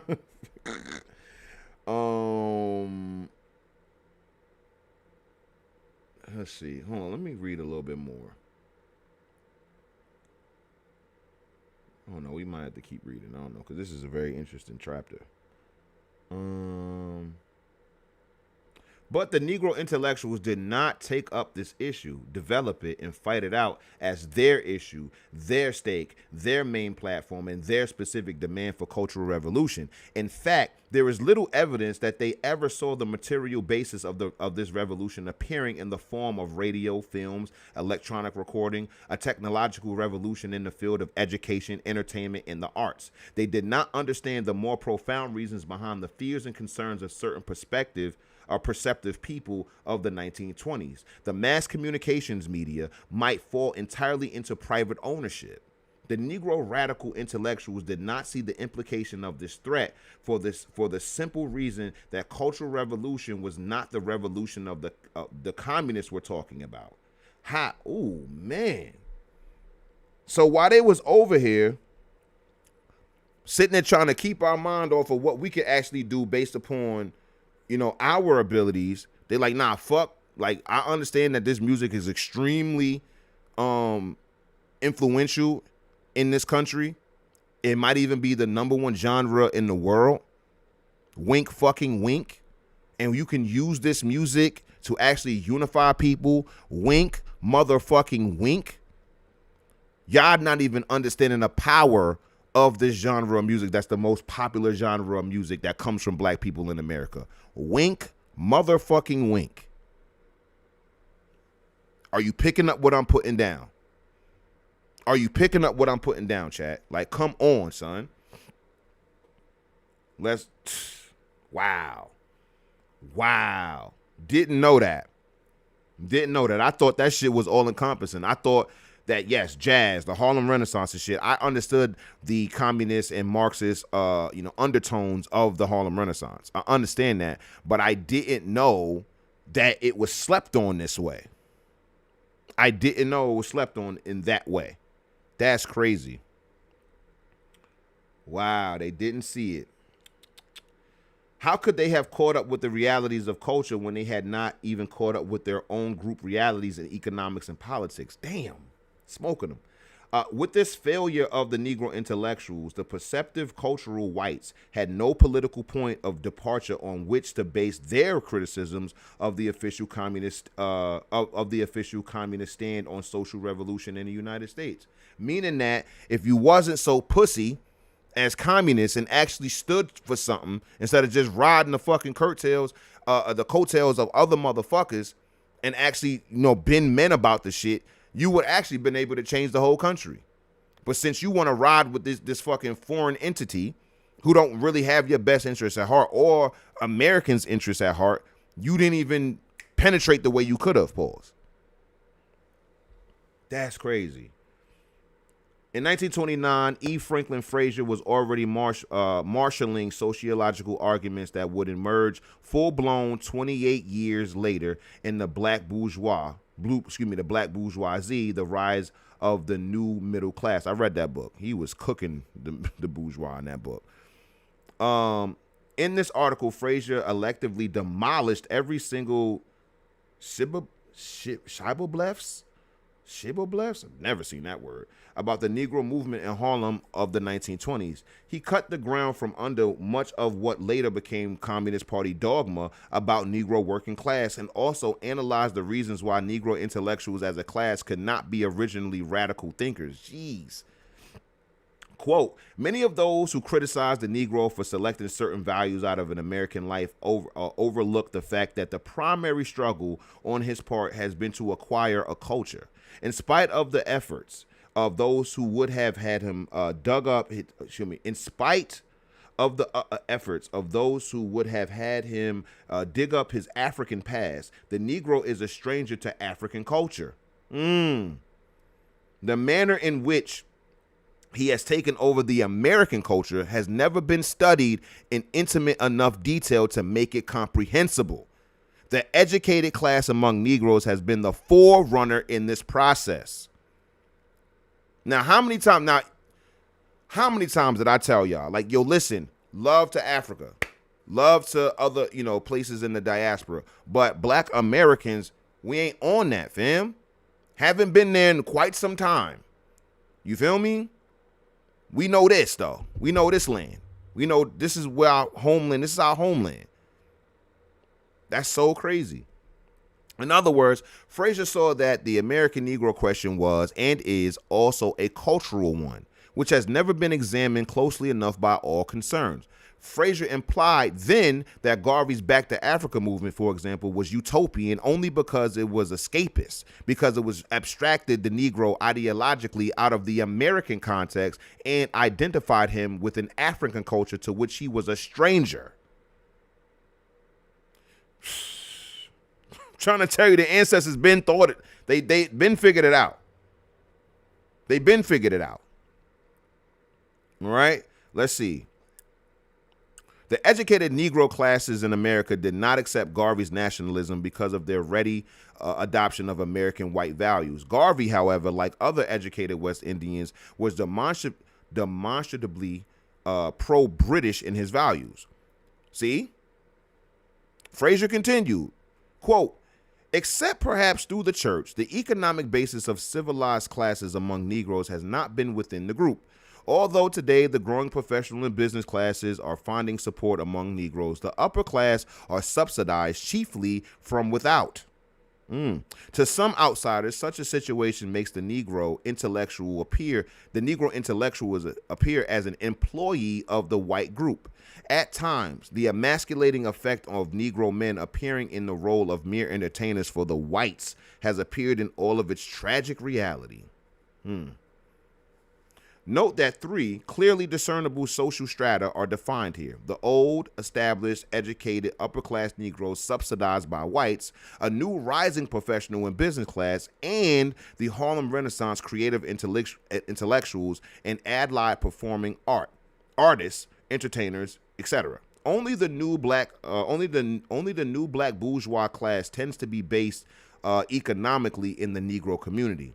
Although all of these strata tend to conform to the bourgeois class values, if not white values, they are not uniform in the nature of their ties and or loyalties to the Negro lower class group. How, then, would one deal with these class factors, especially from a revolutionary point of view? So check this out. I'll answer that. Okay? I reject that when it comes down to black Americans in the upper class, that they were just trying to be white. I reject that. I will say, though, that there's going to be a higher level of assimilation there. I will admit that. I will admit that they were, paid for. Like I said, Booker T. Washington got a lot of donations from Ford and Carnegie and Rockefeller and stuff like that. So I will not deny that there was some buddying up between the races when it came down to upper class white and black Americans. But I largely base that upon culture and similarities. And because of the way that the social dynamic of this country is set up, of course, you're going to see, they're just trying to be white, or they're trying to buddy up to whites and stuff like that. I don't necessarily believe that. I'm going to give the ancestors more autonomy and agency than that, especially when it came down to the way they looked down upon poor whites. So it wasn't just off of the virtue of them being white. It was the virtue of them being wealthy and having upper class statuses as well. So it wasn't like these upper class Negroes was like placating to poor whites. As a matter of fact, they made it very clear that they didn't respect poor whites either.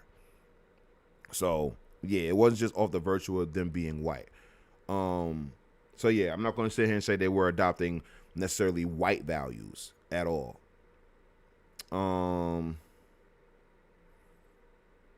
we'll finish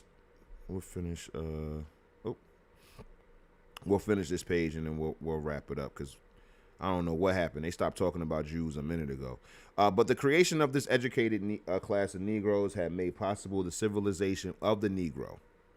It may seem conceivable to some that the Negro could have contended on the ground of abstract right for unlimited participation in American life on the basis of individual efficiency. But the Negro had to deal with realities. It is strange that today one expects this very class, which represents the most civilized group, to be in revolt against the system by which it was created, rather than the groups of leaders who have sprung from the soil of Negro culture. I get it. So I legitimately don't see them talk about Jews anymore in this chapter. What happened? This entire chapter was about Jews and Negroes. I'm trying to find it, but I think it was a wrap for that.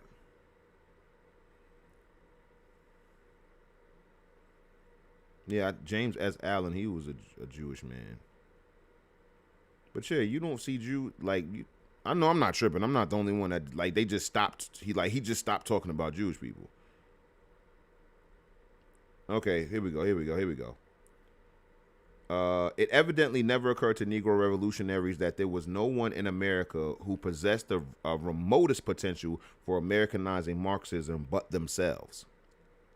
Certainly, the Jews could not, with their nationalistic aggressiveness emerging out of East Side ghettos, to demonstrate through Marxism their intellectual superiority over the Anglo-Saxon Goyim. The Jews failed to make Marxism applicable to anything in America but their own national group social ambitions or individual self-elevation.